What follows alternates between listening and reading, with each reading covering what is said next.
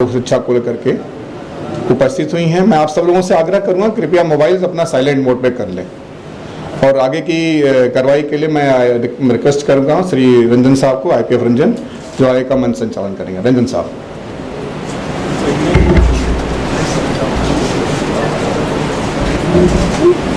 नमस्कार दोस्तों, जैसा कि IPF शैलेंद्र साहब ने आप लोगों को बताया कि आज हम लोग एक सेमिनार आयोजित कर रहे हैं, महिला सुरक्षा, women security and gender sensitization, यानी कि रेल क्षेत्र में आने वाले महिलाएं किसी भी परिस्थिति में आती हैं, रेलवे में यात्रा करती हैं, रेलवे में सहारा लेती हैं, शेल्टर लेती हैं, भाग के आती हैं, सताई हुई आती हैं, तो हम लोग एक पब्लिक डीलिंग करते हैं।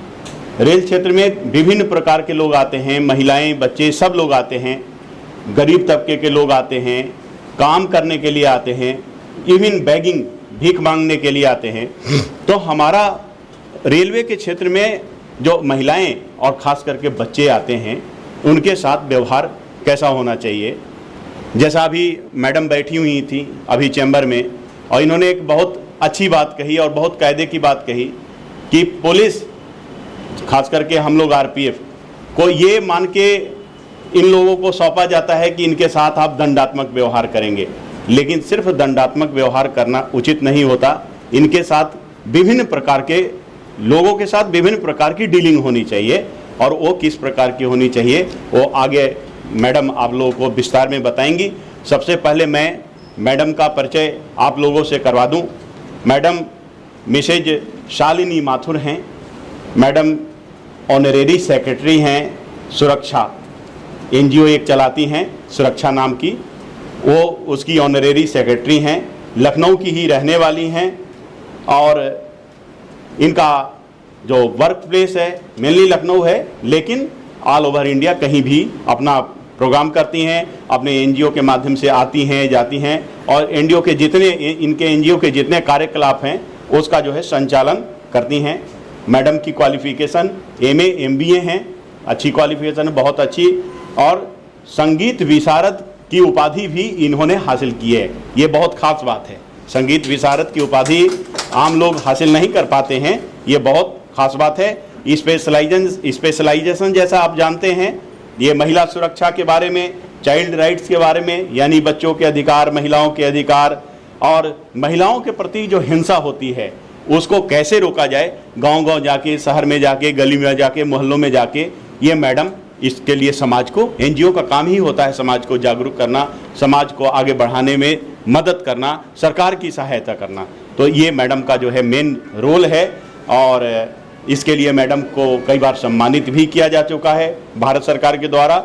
हिंद प्रभा सम्मान से मैडम सम्मानित हो चुकी हैं, और लायंस वुमेन अचीवर्स अवार्ड से भी मैडम को सम्मानित किया जा चुका है। इसके अतिरिक्त मैडम ने विभिन्न प्रकार के 40 मैगजीन्स और पेपर का भी प्रकाशन किया है, किताबें लिखी हैं, और हमें खुशी है और हमें हमारा गर्व है कि मैडम आज हमारे बीच में हमको कुछ देने के लिए, हमको कुछ सिखाने के लिए उपस्थित हैं। अब मैडम से मैं अनुरोध करूंगा कि क्लास की शुरुआत करें। Thank you.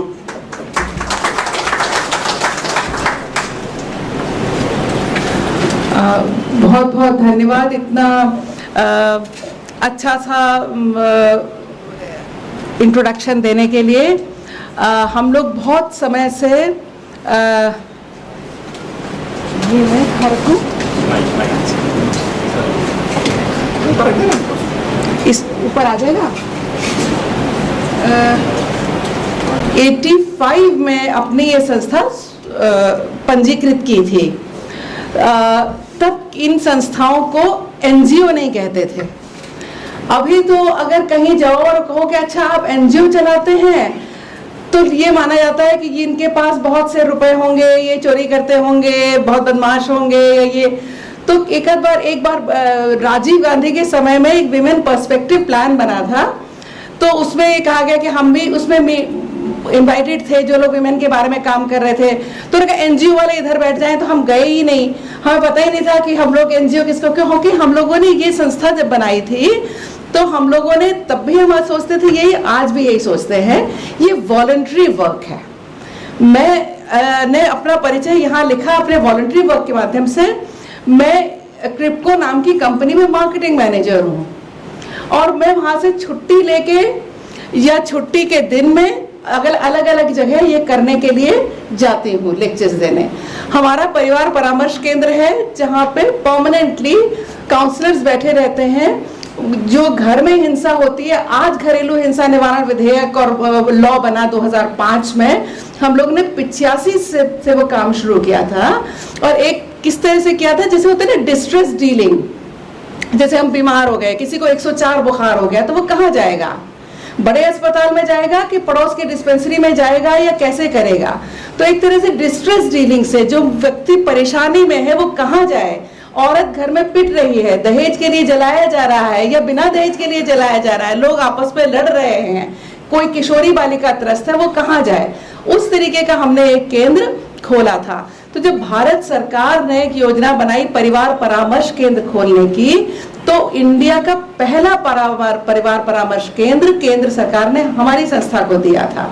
तो भारत का पहला परिवार परामर्श केंद्र, जिसको कहते हैं फैमिली काउंसलिंग सेंटर, वो हमारे पास है। और ये अकेला सेंटर है जो 32 साल से चल ही रहा है। कितने लोगों ने बनाए और काम किए बिना बंद कर दिए।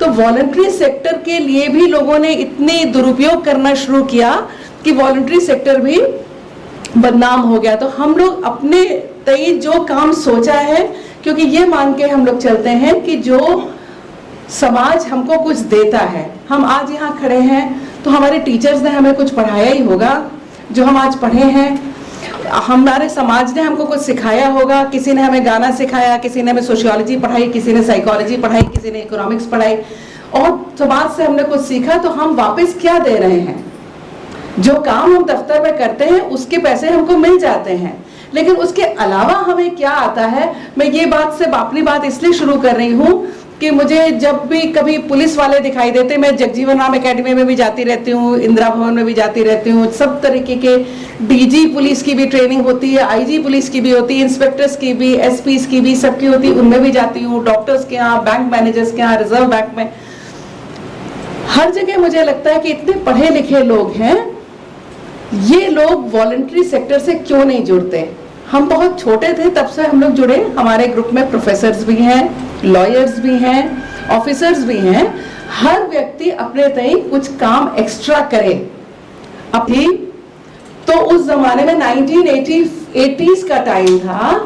उस जमाने में आप आज भी अखबार खोलिए, ये जल गया, ये औरत जल गई, ये मर गई, इसने आत्महत्या कर ली, केस हुआ, आत्महत्या हो गई, मर गए।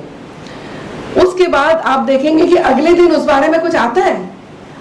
अभी देखिए कि सिर्फ कोई लड़का मर गया और IIM में एक लड़का मर गया, IIT में मर गया, 2 लड़कियों की लाश मिली, अगले दिन उसके बारे में कुछ फॉलो अप न्यूज देखी आप लोगों ने? कभी नहीं देखी ना। तो वो एक न्यूज आ गई। और आप कभी किसी पत्रकार को भी यहाँ बुला के देखिएगा तो उस जमाने में 1980s का टाइम था। उस जमाने में आप आज भी अखबार खोलिए, ये जल गया, ये औरत जल गई, ये मर गई, इसने आत्महत्या कर ली, केस हुआ, आत्महत्या हो गई, मर गए। उसके बाद आप देखेंगे कि अगले दिन उस बारे में कुछ आता है। अभी देखिए कि सिर्फ कोई लड़का मर गया और IIM में एक लड़का मर गया, IIT में मर गया, 2 लड़कियों की लाश मिली, अगले दिन उसके बारे में कुछ फॉलो अप न्यूज देखी आप लोगों ने? कभी नहीं देखी ना। तो वो एक न्यूज आ गई। और आप कभी किसी पत्रकार को भी यहाँ बुला के देखिएगा तो पत्रकार क्या कहेंगे? Crime is news. Do you know crime is news? पत्रकारिता में पढ़ाया जाता है कि क्राइम इज न्यूज। तो जब क्राइम इज न्यूज, तो जिस दिन क्राइम कमिट हुआ है उस दिन वो जाके थाने में बैठ जाते हैं और शाम को देख लेते हैं कितनी हत्या हुई, कितने बलात्कार हुए, कितने अपहरण हुए, कितनी लूट हुई, कितनी चेन खिंची, और बस हो गया। तो उस जमाने में जब इतनी, तो गवर्नमेंट ने एक वो बिठाई कमेटी कि ये सब कैसे मर गई औरतें, कैसे। तो ये पता था स्टोव फट गया, मर गई, स्टोव फट गया, मर गई। और उसमें जो उसकी ये रिजल्ट आया कि जो मरी उनकी उम्र 20 से 30 साल थी, वो सब विवाहित थी, वो सब ससुराल में मरी और उनके घर में उससे पहले कोई न कोई झगड़े लड़ाई की बहस की हिस्ट्री थी। उस जमाने में दो कानून बने, 498A और 304B, जिसके बारे में हम आगे थोड़ा सा जिक्र कर देंगे कि 304B एक अलग कानून बना कि अगर कोई महिला, आप लोगों को पता है 304B क्या होता है? किसी को अच्छा 304B एक तो होता है 302 मालूम है ना? राम ने श्याम को गोली मार दी और श्याम मर गया।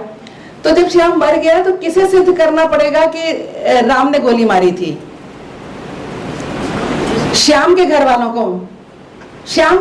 को सिद्ध करना पड़ेगा कि राम ने गोली मारी थी, है ना? तो 304B नाम का एक कानून बना कि अगर कोई महिला शादी के 7 साल के अंदर अंदर अस्वाभाविक सर्कमस्टेंसेस में मर जाती है तो ये माना जाएगा कि उसके ससुराल वाले गिल्टी हैं और उन्हें ये सिद्ध करना पड़ेगा कि हमने नहीं किया है। अब ये कानून क्यों बना? लखनऊ की लड़की, उसकी शादी हो गई भोपाल में, ठीक है, तो वो वहां मर गई और हमने कहा कि लखनऊ की लड़की थी, भोपाल में मरी और उसकी गोली लगी, तो गोली उसके घर वालों ने मारी होगी, तो मैं यहां से सबूत कैसे लाऊंगी? लखनऊ वाला जना भोपाल में सबूत ला सकता है? और घरेलू हिंसा कहां होती है? इस कमरे के भीतर। इस कमरे के भीतर एक पिता अपने बीवी को पीट देता है, जो बच्चे कहते हैं कि पापा मम्मी को मत मारा करो तो बच्चों को गाली दे देता है, वो शराब पी के डगमगाता हुआ आता है। और औरत क्या घर के बाहर कह सकती है कि मेरे घर में रोज जूतम पैजान होती है? नहीं। जो औरत ज्यादा बोलती है उसको हम लोग क्या कहते हैं कि ये बहुत ही गंदी औरत है, ये इतना बोलती है, ये शिकायत करती है, तो इसकी नाक कट जाएगी। तो उस नाक कटने के लिए बच्चे भी परेशान होते हैं, बच्चे भी पापा की बुराई नहीं कर सकते हैं, माएँ भी बुराई नहीं कर सकते हैं। तो ये वाली हिंसा कहीं रिपोर्ट नहीं होती थी। इसी के साथ साथ कानून बना 498A, उसके बारे में भी आगे जिक्र कर लेंगे। शारीरिक और मानसिक क्रूरता, पति द्वारा पत्नी पर शारीरिक और मानसिक क्रूरता। और आपको जो ताज्जुब होगा कि अक्सर आपको वकील ये कहते हुए मिलेंगे, झूठे केस लगा देते हैं, झूठे केस लगा देते हैं। 2% कन्विक्शन है, कोई केस जीत ही नहीं पाता, क्योंकि जिसकी लड़की मरती है क्या उसके पास इतना पैसा होता है कि वो सुप्रीम कोर्ट तक लड़ सके? हमको तो इतना ताज्जुब हुआ, एक लड़की का केस कर रहे थे, आगे बात करते करते आपको बताएंगे 40,000 रुपीज एक अपीयरेंस के लेता है सुप्रीम कोर्ट का वकील। किसके पास इतना पैसा पड़ा हुआ है? कौन जाएगा? जिसका बच्चा मर चुका, जिसके पहले पैसा सारा शादी में खर्च हो गया, उसके बाद उसके पास कितने पैसे? तो तब ये सब कानून बने। और उस वक्त, उससे पहले हमने ये चीजें शुरू कर दी थी। इसीलिए ये चीजें जरूरी होती है कि जब हम देखें समाज में क्या हो रहा है, इससे पहले कि हम आपको सारे नियम बता दें कि रेलवे की ड्यूटीज ये हैं, रेलवे के राइट्स ये हैं, आप ये कर सकते हैं, कोई बच्चा मिले तो यहाँ छोड़ दो। लेकिन उससे पहले ये जानना जरूरी है कि हम ये सब हो क्यों रहा है, हमें लड़कियों के लिए अलग से कुछ करना क्यों पड़ रहा है, हमें औरतों के लिए अलग से सोचना क्यों पड़ रहा है। जो कि जो हमारा कानून है, तो ये जो नव कल्याणी इनिशिएटिव है, ये हमने तब वो सुरक्षा इनिशिएटिव तब शुरू किया था।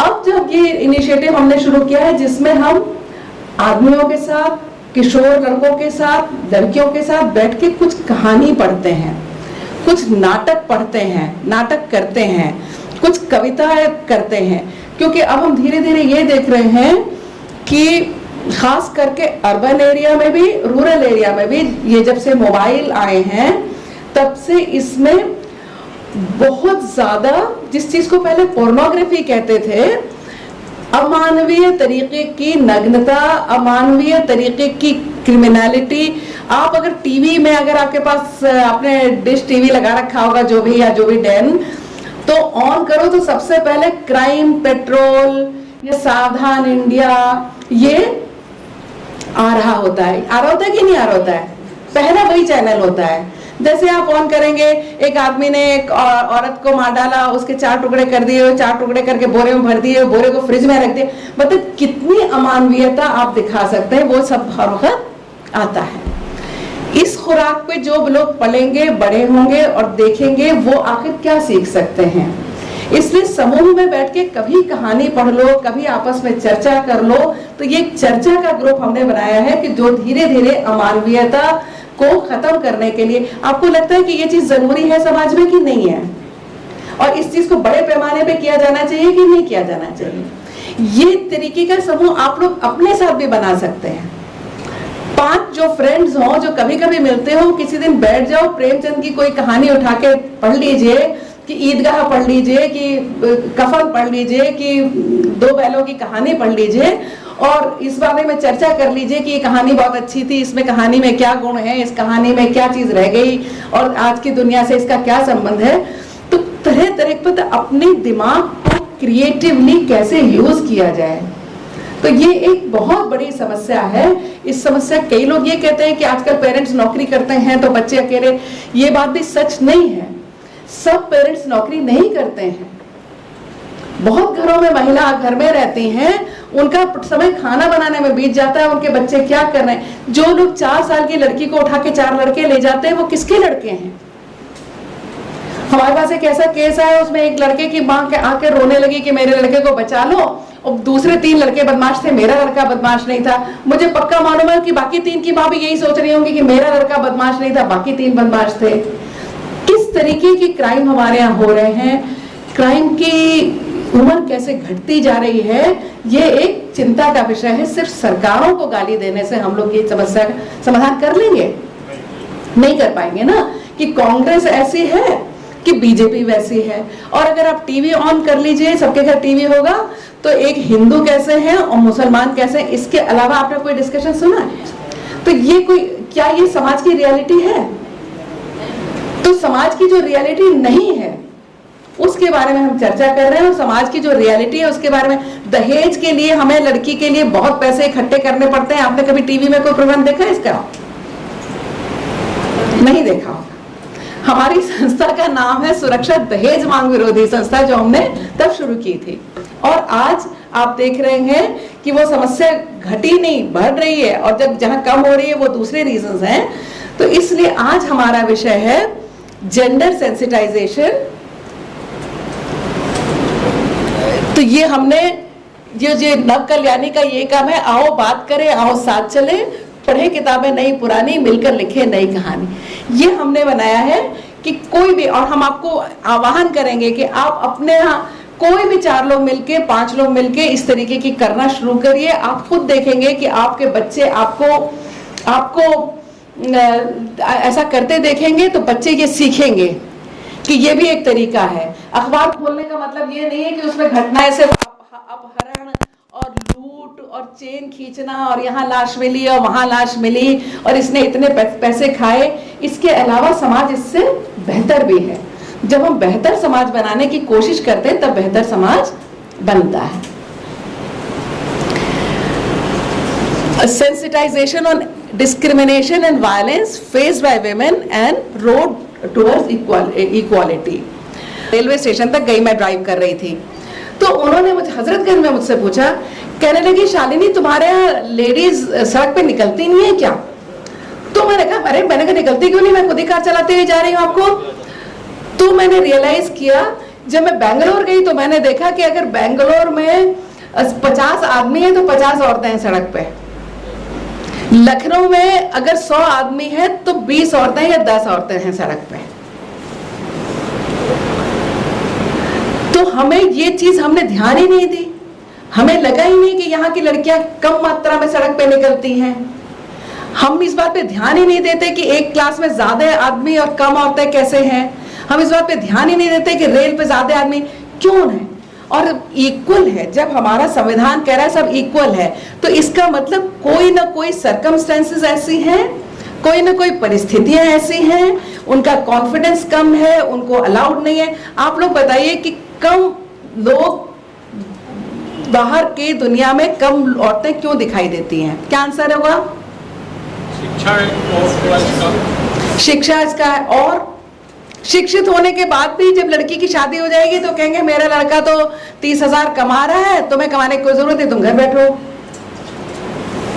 जो औरतें नौकरी करती हैं, मैं बैंक मैनेजर्स की एक एसोसिएशन कैसे करने के लिए गई थी, तो उसमें एक आदमी खड़ा हो गया, यूनियन के थे वो लोग, उनकी वो जो हंसिया हथौड़ा वाली यूनियन है, तो उसमें एक आदमी कहने लगा कि जब हमें गोली खानी होती है, डंडे खाने होते हैं, तो हमें आगे कर दिया जाता है, हम यूनियन का सब करते हैं। जब सैलरी मिलती है तो सैलरी बढ़ती है तो ये लोग भी ले लेती हैं, सैलरी भी इक्वल ले लेती हैं, और हमारे आंदोलनों में आती नहीं है। ये बात सच है कि नहीं? बस ये बात सच है कि नहीं? सच है ना। अब उनमें से पहले तो चुप रही, तो फिर एक लेडी बोली कि हम घर से निकल के नौकरी करते हैं, यही बहुत बड़ी बात है। ये कहा जाता है कि हम इन्हें नौकरी करने दे रहे हैं, घर वाले कहते हैं कि हम इन्हें नौकरी करना अलाउड है, मतलब ये नहीं माना जाता है कि हम कोई बहुत अच्छी चीज कर रहे हैं, इन्हें नौकरी करना अलाउड है। ये जाती हैं 10 बजे, 5 बजे छुट्टी हो गई, तो अगर मैं 5:30 बजे ना पहुंचूं तो ये होगा कि कहाँ चली गई थी।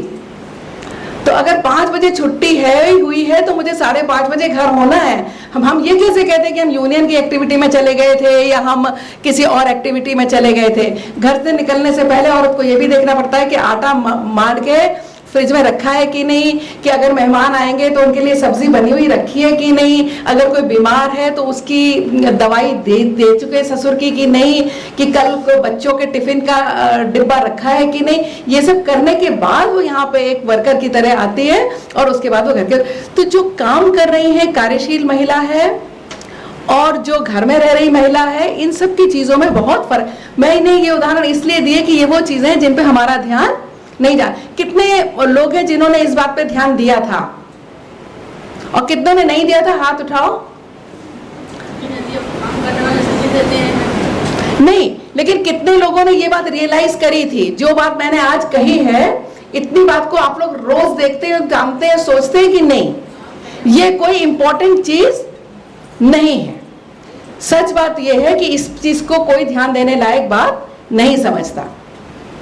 तो इन चीजों के प्रति सेंसिटिव होना कि रेल में कम औरतें क्यों चढ़ी, ज्यादा आदमी क्यों चढ़े, झगड़े हुए तो आदमियों ने क्यों करे, औरतों ने उसमें पार्टिसिपेट क्यों नहीं किया, पॉलिटिक्स डिस्कस करना होता है तो आदमी ज्यादा करते हैं कि औरतें?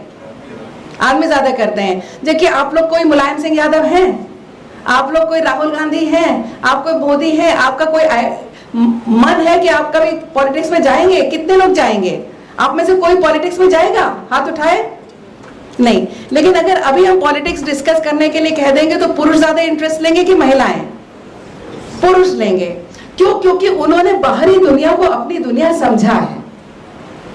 महिलाएं MA पास हैं और उनका हस्बैंड अगर इंटरमीडिएट पास है तो भी इंटरमीडिएट पास जो है उसको पता होगा कि ओबामा के बाद वहां ट्रंप आ गया है, और MA पास महिला को यह पता नहीं होगा कि अमेरिका का प्रेसिडेंट कौन है। सोच उतनी ही बड़ी होती है जितनी हम उसको दूर तक बनने देते हैं। उसके लिए आत्मविश्वास चाहिए होता है और आत्मविश्वास हमारा समाज क्रिएट करता है। अगर हम कहते हैं कि तुम्हें रोटी बनानी है, तुम रोटी ही बनाना सीखो,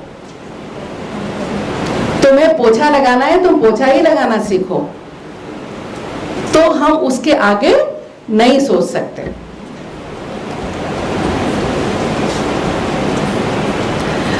अच्छा, अब हमारे 2 शब्द थे ना, जेंडर और सेंसिटाइजेशन। ठीक है, तो सेंसिटाइजेशन का मतलब समझ गए हम लोग। हम सब संवेदनशील हैं। हमें सिर्फ ये देखना है कि जो संवेदना मतलब जिन चीजों पे हमें ध्यान देना है, हम उन चीजों के ऊपर भी ध्यान दें, उन आवाजों को भी सुने जो यहाँ तक नहीं पहुंची हैं, उन चीजों को भी देखें। और व्हाट इज जेंडर? जब जेंडर की बात करते हैं तो हम लोग क्या मानते हैं? Gender sensitisation. आज पुलिस वालों ने हमें, ये रेलवे पुलिस सुरक्षा बल ने बुलाया है, तो इन्होंने जब जेंडर के लिए बुलाया तो जेंडर के बारे में इन्होंने क्या सोच के बुलाया है कि महिलाओं पे ध्यान नहीं दिया जाता है, महिलाओं के लिए कुछ किया जाना चाहिए। है कि नहीं ये बात? ये सोचा है कि कुछ और सोचा है? यही सोचा है ना। पीछे तक सब लोगों ने यही सोचा है ना कि महिलाओं के लिए कुछ किया जा रहा है, लेकिन महिलाओं के लिए कुछ करने को जेंडर नहीं कहते हैं। जेंडर होती है दो, फेमिनिन जेंडर और मैस्कुलिन जेंडर, है ना। थर्ड जेंडर का भी अभी नाम आने लगा है, लेकिन मतलब जेंडर पुरुष या महिला। तो पुरुष और महिला ये दोनों एक साथ कैसे रहेंगे? औरतें पीछे नहीं, उनकी प्रॉब्लम है तो औरतों को कुछ पढ़ा दो, लिखा दो, उसमें आत्मविश्वास जगा दो तो वो आगे बढ़ जाएंगी। लेकिन आगे बढ़ के कहाँ जाएंगी? वो रास्ता भी तो वहीं उन पुरुषों को ही तो बनाना है, जिनको जरा सा अगर हम कहेंगे उस सीट पे मैं भी बैठूंगी तो आपको सरकना पड़ेगा ना। तो जब तक पुरुषों में भी जागृति नहीं होगी तो जेंडर होते दो। और हम लोग क्या कहते हैं, men and women don't form isolated categories। तो जितनी भी सोसाइटी है, परिवार है, कम्युनिटी है, सब जगह पुरुष और महिलाओं दोनों को रहना है एक साथ। जेंडर रेफर्स, तो अब इस बात को ध्यान में रखना है, जेंडर और सेक्स ये दो शब्द हैं, ठीक है। तो असल में हम क्या कह रहे होते हैं, बच्चा पैदा हुआ, जब बच्चा पैदा हुआ तो नर्स ने बच्चा लाके हमको दिया और उन्होंने कहा आपके बेटा हुआ है और आपके बेटी हुई है, ठीक है ना। या इसके अलावा नर्स कुछ बता पाती है? वो बच्चा बड़े होके फ्रॉक पहनेगा कि निकर पहनेगा, ये क्या भगवान ने बनाया है? वो मेरी तरह जोड़ा बनाएगा बच्चा कि क्रूकट बाल रखेगा, ये ईश्वर ने बनाया है? वो बड़ा होके साड़ी पहनेगा या पैंट पहनेगा, ये ईश्वर ने बनाया है? बड़ा होके वो गुस्सा करके घूंसा से मारेगा दूसरों को या एक कोने में जाके आंसू बहाएगी, ये ईश्वर ने बनाया है?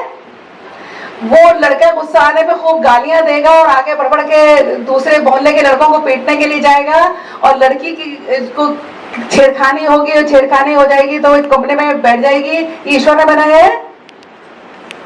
तो जो रोल, जो भूमिकाएं होती हैं उनको कहते हैं जेंडर, और ईश्वर ने जो पैदा किया है उसको कहते हैं सेक्स, फीमेल सेक्स और मेल सेक्स। तो ईश्वर ने सिर्फ आकार प्रकार बना के भेजा है, उस व्यक्ति को आप कैसा बनाएंगे उसको कहते हैं जेंडर। समझ गए? समझ गए ना। तो जो रोल समाज देता है, तो हमने क्या किया, रोल डिवीजन डिवाइड करे हैं। ये रोल हमने डिवाइड करे हैं कि किसको कैसे कपड़े पहनने हैं, कैसे। अगर हम गालियां देना बचपन से लड़कियों को सिखा दें तो वो नहीं सीख जाएंगी। अगर हम लड़कों को ये सिखा दें कि तुम कभी गाली दोगे नहीं और कभी घूंसा चलाओगे नहीं और कभी मोटरसाइकिल पे चढ़ चढ़ के दूसरे के यहाँ नहीं जाओगे, तो क्या लड़के चले जाएंगे? तो ये जो भी चीज हम सिखा के बड़ा कर रहे हैं, ये कौन सिखा रहा है?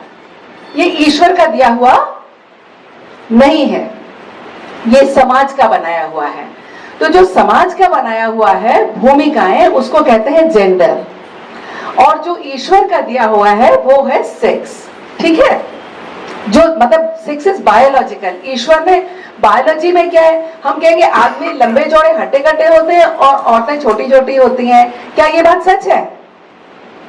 पंजाब की औरतें बंगाल के आदमियों से बड़ी होती हैं, पहाड़ का आदमी यूपी की औरतों से छोटा होता है हाइट में। और अगर एक ही घर में आप देखेंगे जहां हिंसा होती है, तो आप देखेंगे एक से एक बिल्कुल पतलू सा, एकदम पिंगलू सा आदमी मोटी से मोटी बीवी को डंडों से मार देता है। आप लोगों ने देखा होगा कि नहीं देखा है? तो इसमें बाहुबल नहीं होता है, ये हम नहीं कहेंगे। आज का जमाना भी बाहुबल का नहीं है, बाहुबल का जमाना नहीं है। हम कितनी शक्ति समाज हमको देता है, उतनी ही शक्ति हमारे पास होती है। तो जेंडर माने, जेंडर के लिए हिंदी में कोई अच्छा शब्द नहीं है, उसको सामाजिक लिंग कह देते हैं। लेकिन ये भूमिकाएं हमको समाज में, ये कहीं नहीं लिखा है कि खाना सिर्फ औरत बनाएगी या कमाने का काम सिर्फ आदमी करेगा। और सच बात भी ये नहीं है। सच बात भी ये है कि बाहर की चीज काम में जो छोटे वाले काम जिनको हम समझते हैं, मजदूरी है, खेती बाड़ी है, उसमें भी अधिकांश काम 2/3 काम औरतें करती हैं। अभी भी आप खेतों की तरफ जाएंगे तो धान बो रही होंगी, है कि नहीं? 6 refers to the biological difference between male and female of the species. अब हम सेफ्टी की बात पे आते हैं कि जब हमने एक बार पहले कह दिया है कि दोनों बराबर हैं और हमारा जो संविधान है उसमें किस आर्टिकल में लिखा है कि सब बराबर है? 14। आपने देखा होगा ना शुरू में जो उसकी अनुच्छेद 14 कानून में क्या लिखा है? कानून की नजर में सब समान है और कानून किस आधार पर भेदभाव नहीं करेगा? जाति, वर्ण, लिंग के आधार पर भेदभाव नहीं करेगा। लेकिन क्या हमारे समाज में सब समान है? नहीं है। कितने लोग मानते हैं कि समान हो चुके हैं सब? कोई नहीं मानता है ना, सबको मालूम है। लेकिन ये हटेगा कैसे? हमारे सिर्फ संविधान में हमने लिख दिया और लिख के बाबा साहब अम्बेडकर की मूर्ति लगा दी और मूर्ति की पूजा कर दी और इसने मूर्ति तोड़ दी और इसने मूर्ति नीली रंग दी और इसने पीली रंग दी। ये कहने से ये समाज नहीं बदलेगा। समाज तब बदलता है कि जो चीज हम संविधान की किताबों में लिख के आज हम आए हैं, उसके बाद हो सकता है आप लोग एक रिपोर्ट बनाएंगी, मैडम आई थी उन्होंने ये कहा ये कहा ये कहा और ये करके स्पाइरल बाइंड करा के रख दें, उससे समाज बदलेगा? समाज तब बदलेगा जो इतनी कही हुई बातों में से कोई ना कोई चीज आपके दिमाग में पड़ी रह जाएगी और जिसको आप आगे जाके कहीं कहीं बढ़ाएंगे। जो रोज आप कहीं ना कहीं जब आपको कहीं बुलाने का मौका, बोलने का मौका होगा, आप जाएंगे और आप ये कहेंगे कि देखो ये चीज रह गई है, ये हमें बदलनी है, ठीक है? तो तब बदलेगा। अब मुझे बताइए कि ये लड़की बनी हुई है, क्या हमारे समाज में ये सेफ है? ये किस उम्र में सेफ है? क्या जब ये माता के गर्भ में है तो ये सेफ है? आजकल कन्या भ्रूण हत्या के बारे में बहुत बारे में आ रहा है, तो कन्या भ्रूण हत्या हो रही है, ठीक है? उसके खिलाफ पीसीपीएनडीटी एक्ट है 1994 का, लेकिन कोई मानता नहीं है। At the time of birth आप देखेंगे कि आज भी सारी जो डिलीवरीज हो रही हैं वो क्या अस्पतालों में हो रही हैं? नहीं हो रही हैं।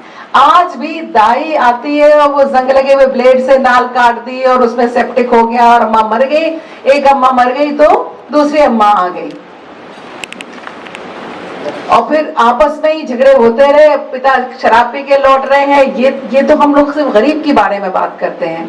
अमीर से अमीर घरों में हमने ऐसा देखा है कि जिन घरों में आज भी अगर, अच्छा आगे बात करती हूँ, between the age of 0 to 6 years आप देखेंगे, अगर आप कभी कभी मैं ये सब बातें आपसे कर रही हूँ तो मुझे उम्मीद है कि आप लोग कभी दूरदर्शन खोलेंगे या लोकसभा टीवी तो इन विषयों पे चर्चाएं आती हैं।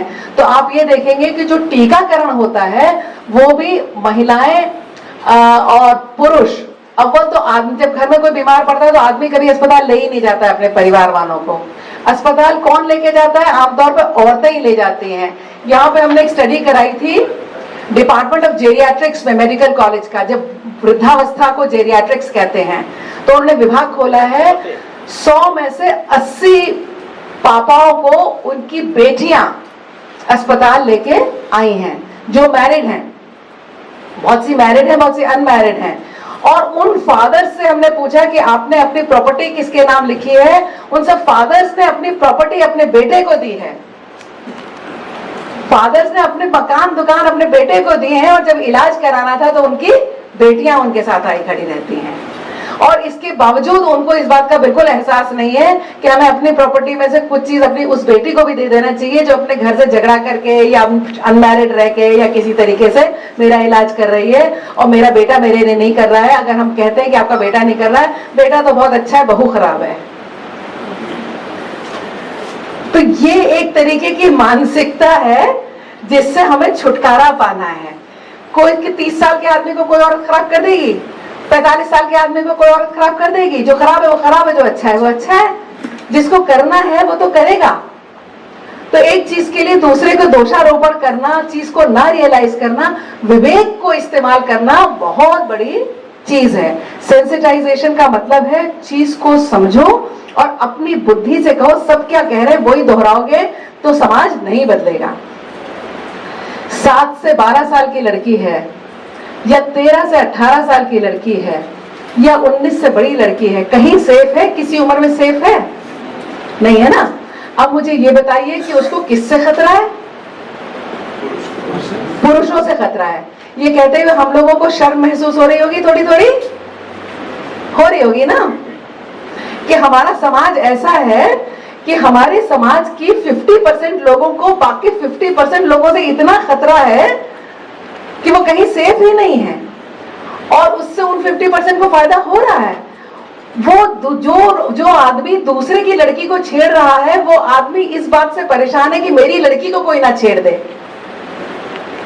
आज अगर हम ये कहते हैं कि चारबाग स्टेशन से एक बस जाती है जो बाराबंकी जा रही है, अपनी लड़की को, 13 साल का लड़का है और 12 साल की लड़की है, उसको बस में चढ़ा दो, चढ़ा देंगे आसानी से? नहीं चढ़ा देंगे। उन दोनों को क्या क्या खतरे हैं मुझे बताओ, बताइए क्या क्या खतरे हैं? लड़के को हम क्या इंस्ट्रक्शन देंगे? फर्ज करो 15-15 साल के दोनों बच्चे, लड़के को हम क्या इंस्ट्रक्शन देंगे? क्या सावधानी बरतें? बेटा कुछ चीज खाइए मत, किसी के साथ जाइए, किसी के साथ जाइए मत, किसी का दिया हुआ कुछ खाइए मत, और हमने जो आपकी जेब में 500 रुपए रखे उनको संभाल के रखिएगा, और अपनी अटैची की देखभाल करिएगा, कोई ले ना जाए। लड़की को क्या इंस्ट्रक्शन देंगे? जब लड़की चढ़ेगी बस में तो सबसे पहले कंडक्टर या कोई आदमी ऐसे करके खड़ा हो जाएगा ताकि चढ़ते वक्त वो उसको कोहनी मार सके। उसके बाद जहां वो बैठेगी तो वहां उसको देखना पड़ेगा कि अगल बगल कौन बैठा हुआ है।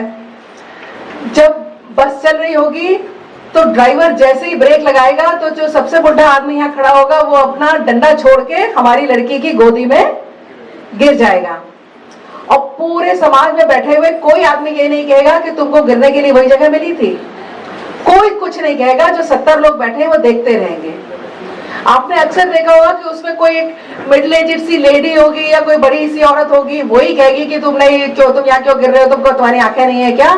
और फिर सब कहेंगे कि ये औरत बड़ी लड़ाकू है। तो जो मोहल्ले की सबसे बदनाम और सबसे ज्यादा बोलने वाली औरत होगी वो ही कभी रोक दे तो रोक दे।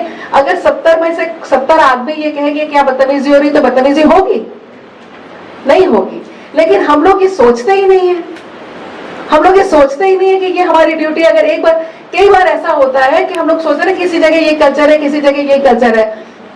बंबई में उन्होंने ट्रेनों में औरतों का डिब्बा अलग बनाया है, नॉट दैट कि वहां नहीं होता है इस तरीके की चीजें, लेकिन वहां मैंने देखा कि स्टेशन पे अगर एक भी आदमी किसी को चिकोटी काटता हुआ या कोहनी मारता हुआ निकलता है तो बाकी 10 लोग उसको पीट देते हैं या रोक देते हैं उनके डर से। लेकिन दिल्ली में आप किसी भी उम्र के हो, आपके लिए बिना किसी शोषण का शिकार हुए एक सड़क क्रॉस करनी मुश्किल है। तो ये सब चीजें कैसे हुई हैं? ये कल्चर हमने कैसे डेवलप कर लिए हैं? जो कोई भी कांड हो जाता है उसके बाद हम कहते हैं कि रात में इतनी देर से निकली थी और जल्दी निकली थी और किसके साथ गई थी और अकेली क्यों गई थी, और ये क्या चीज होती है? तो मैं ये कहना चाह रही हूं कि ये जो आपने चीजें, सेंसिटिविटी का मतलब क्या हुआ कि हम ये देखें कि हमारा समाज ऐसा कर रहा है। हम ये देखें, अभी sexual harassment act on the streets के ऊपर एक किसी ने एनजीओ बनाई है, उन्होंने काम करना शुरू किया, उन्होंने ऑटो रिक्शा वालों के साथ काम कर रहे थे, उन्होंने भी एक स्टडी कराई और उन्होंने ये देखा कि जो लोग सबसे ज्यादा छेड़खानी करते हैं कि टेम्पो में बैठ गए, इधर कोनी मारी, इधर कोनी मारी, इधर चुन्नी खींची, और जब तक वो सोचे कि हम शिकायत करें तब तक वो हजरतगंज में उतर गए और तब तक आपका जो ऑटो रिक्शा है तब तक वो विधानसभा मार्ग पे पहुंच गया, तब तक आपको पता ही नहीं चला किससे शिकायत करें। ये ऐप, पुलिस का काम क्या है, मैंने ये ऐप बनाया, मैंने वो ऐप बनाया, ऐप का क्या करें? ऐप का क्या करें? जब आपको ये चीजें, तो सोसाइटी जब तक नहीं समझेगी, तो उसमें उनकी स्टडी ये कह रही थी कि ज्यादातर जो मिडिल एजेड लोग हैं, जो 40 साल से 60 साल की उम्र के हैं, वो इस तरीके की छेड़खानी में संलिप्त होते हैं। तो जो हम लोग बॉयज के साथ वर्कशॉप करते हैं, हम लोग स्कूल्स में, कॉलेजेस में वर्कशॉप्स करते हैं, लड़कों के साथ करते हैं, उससे ज्यादा जरूरी है कि उनके बाप के साथ करें। कितने दुख की बात है, कितने दुख की बात है। जब हम लोगों ने संस्था बनाई थी तो हम लोग ज्यादातर स्कूल्स, कॉलेजेस में वर्कशॉप, हमारे जो वो था ओरिजिनल जो डॉक्यूमेंट था उसमें ये था कि हम मोहल्ला मीटिंग करेंगे, स्कूल कॉलेज में वर्कशॉप करेंगे। तो ये था कि अवेयरनेस बच्चों में करनी है। अब हमें लगता है कि जब तक फिर हम लोगों ने मदर्स मीटिंग करनी शुरू करी, और अब हम बहुत सारा काम, मैं पर्सनली बहुत सारा काम आदमियों के बीच में करती हूँ, क्योंकि जब तक हम उनको नहीं समझाएंगे कि जो वो कर रहे हैं वो गलत है, तब तक ये समाज आसानी से बदलेगा नहीं। ये उनको रियलाइज करना चाहिए कि उनके 2 मिनट के आनंद की वजह से क्या होता है कि लड़कियों का कॉन्फिडेंस लेवल 0 हो जाता है। वो कहेंगे हम नहीं जाएंगे, हम ये काम नहीं करेंगे, उनकी पढ़ाई छूट जाएगी। कुछ कह रहे? Okay, thank you. Where are girls safe? आप लोग पढ़ते हैं ना, व्हेन, वेयर, हाउ, व्हाट, ये पढ़ाया जाता है ना। MBA करेंगे तो होता है कि क्या चीज हुई, या आप लोग क्राइम का पढ़ते होंगे, कब हुआ, किसने किया, कैसे हुआ, कहाँ हुआ। तो हमने कहा कि सेफ है, तो ठीक है, चलो बहुत ही अनसेफ्टी है तो हम उनको बचा के रख लेंगे। अपने माँ बाप के घर में सेफ है। जितनी यौन शोषण की घटनाएं होती हैं वो घर के अंदर होती है। जीजा जी आए हैं, मौसा जी के बच्चे आए हैं, फूफा जी आए हैं, बारात आई हुई है, हंसी ठिठोली हो रही थी। ये कौन सी ठिठोली है? ये सब परिवारों में होती है। हम आपको बताएं, हम लोगों के केस आया था कि वो लड़की, मतलब केस तो बहुत ही कॉम्प्लिकेटेड आते हैं, बहुत ही सीधा और बहुत ही अच्छा लड़का था। वो लड़का अपना केस लाया कि मेरी जो पत्नी है, इसके फूफा जी हमारे घर आ जाते हैं और वो ठीक नहीं है। अच्छा, आजकल क्या होता है कि मोबाइल में लोग रिकॉर्डिंग कर लाते हैं। हमने तो आज तक कभी करी नहीं, जबकि हमारे पास भी स्मार्टफोन है। तो हम आपसे बात कर रहे हो तो आपका रिकॉर्ड कर लेंगे, आप मेरा रिकॉर्ड कर लेंगे, फिर आपको सुनाएंगे। पता है, everybody is blackmailing each other, है ना, कि तुमने तब कहा था। अब हम लोग भी कहते हैं कि आपने कहा था 11 बजे आएंगे और आप तो 12 बजे चले आ रहे हैं। तो वो कहेगा कि नहीं मैडम, हमने कहा था 11-12। तो हम कहेंगे नहीं नहीं, हमें अच्छी तरह याद है। अब ऐसा नहीं है, हम रिकॉर्डिंग सुना देंगे, देखो तुमने कहा था 11, तुमने कहा था 11। तो अब सब लोग रिकॉर्ड, तो वो लड़का जो है वो रिकॉर्डिंग लाया। लड़का बहुत सीधा था, मैं तुम्हें एक कॉम्प्लिकेटेड चीज बता रही। और वो लड़की को हमने बुलाया, मैंने कहा कौन है फूफा जी, क्या है। तो जब मैं गई तो हमारी काउंसलर्स उस केस के ऊपर वर्क कर रही थी। तो वो लड़की क्या थी, यंग सी थी, सो रही है कि जाग रही है, क्या मतलब, बिल्कुल आत्मविश्वास उसके अंदर बिल्कुल नहीं था। तो वो ये किस्सा पता चला कि वो लड़की थी, उस लड़की के घर में माता पिता थे, उनके रहते हुए ही उनके फूफा जी आते थे और फूफा जी ने कई बार उस लड़की का यौन शोषण किया। उन्होंने कहा तुमने पापा को बताया नहीं? तो उन्होंने कहा पापा से कहा था। हम लोगों ने फादर को बताया, फादर को बुलाया। मैंने कहा तुम्हारा क्या एक्शन था अपनी फूफा जी? कहने लगी कि नहीं, मैं अगर फूफा जी से कुछ कहूंगा, उनसे हमारा लेन देन भी रहा है, उन्होंने हमारी बहुत मदद भी करी, तो मेरी बहन का घर उजड़ जाएगा। तो तुम्हारी बहन का घर उजड़ जाएगा, इसलिए तुम्हारी लड़की का शोषण हो रहा है, तुम अपनी बेटी को प्रोटेक्ट करने के लिए नहीं खड़े हो पाए। जितने भी यौन शोषण के अपराध होते हैं, बाल यौन शोषण के, ये सिर्फ इसलिए होते हैं कि बच्चों ने माँ को बताया, माँ ने बाप को बताया और बाप ने कुछ नहीं किया।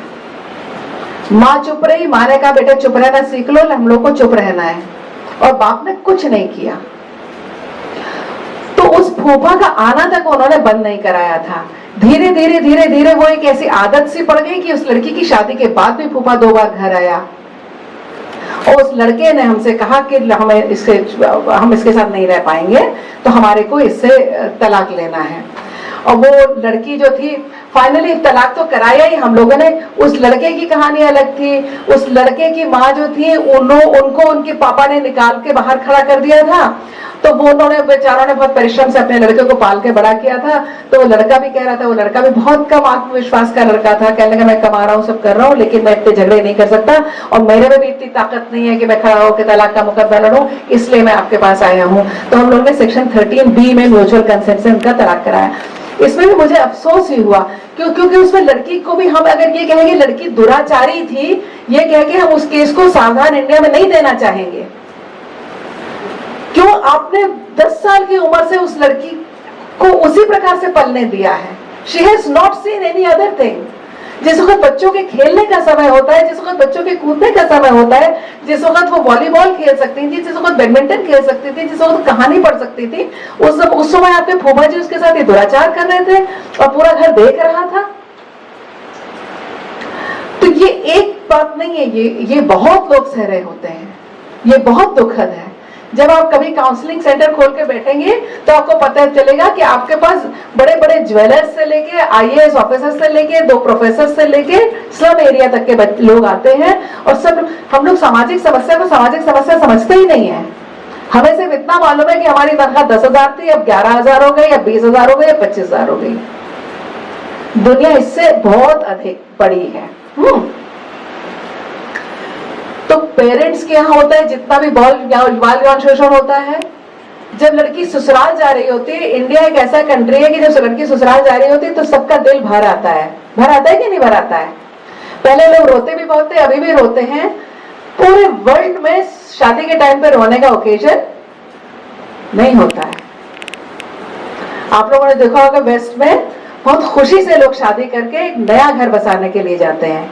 लेकिन अगर हम लोगों के, आप लोगों के घर में जब भी किसी लड़की की शादी होती है, मैं पुरुषों से भी पूछना चाहूंगी, आपके दिलों में क्या ख्याल आता है?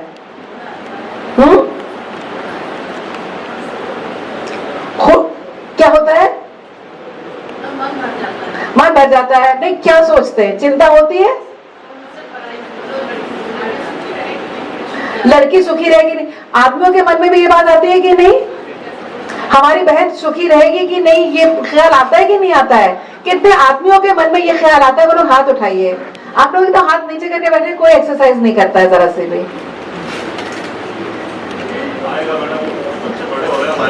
आएगा नहीं।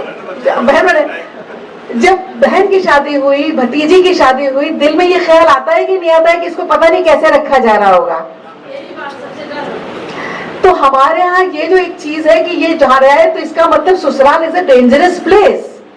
वहां कुछ भी हो सकता है अच्छा हो और हो सकता है बुरा हो। ससुराल इज अ डेंजरस प्लेस। तो ये कहीं नहीं होता है और ऐसा कहीं नहीं होना चाहिए। ठीक है। तीसरी चीज, सड़क पे औरतें सेफ है, बाजार में औरतें सेफ है, बस में, ट्रेन में, पब्लिक ट्रांसपोर्ट में, भीड़ में, अकेले में, भीड़ में भी सेफ नहीं है, अकेले में भी सेफ नहीं है, शहरों में, गांव में तो और भी बुरा हाल है? हम लोग जहाँ भी बैठे हैं सेफ है, ये नहीं कह सकते। In the workplace and in domesticity. तो कार्यस्थल पर यौन शोषण रोकने के लिए अलग से नियम बनाया। आप लोगों को पता है ना, prevention of sexual harassment at work place. कितने लोग, आप लोग अलग अलग विभागों से आए हैं, अलग अलग जगहों से आए हैं, अलग अलग डिस्ट्रिक्ट से आए हैं ना? नहीं, डिस्ट्रिक्ट लखनऊ की 2 डिपार्टमेंट से आए हैं, कॉमर्शियल एंड सर, आप ये मेरा एक काम कर दीजिए, सबसे नाम डिस्ट्रिक्ट की जगह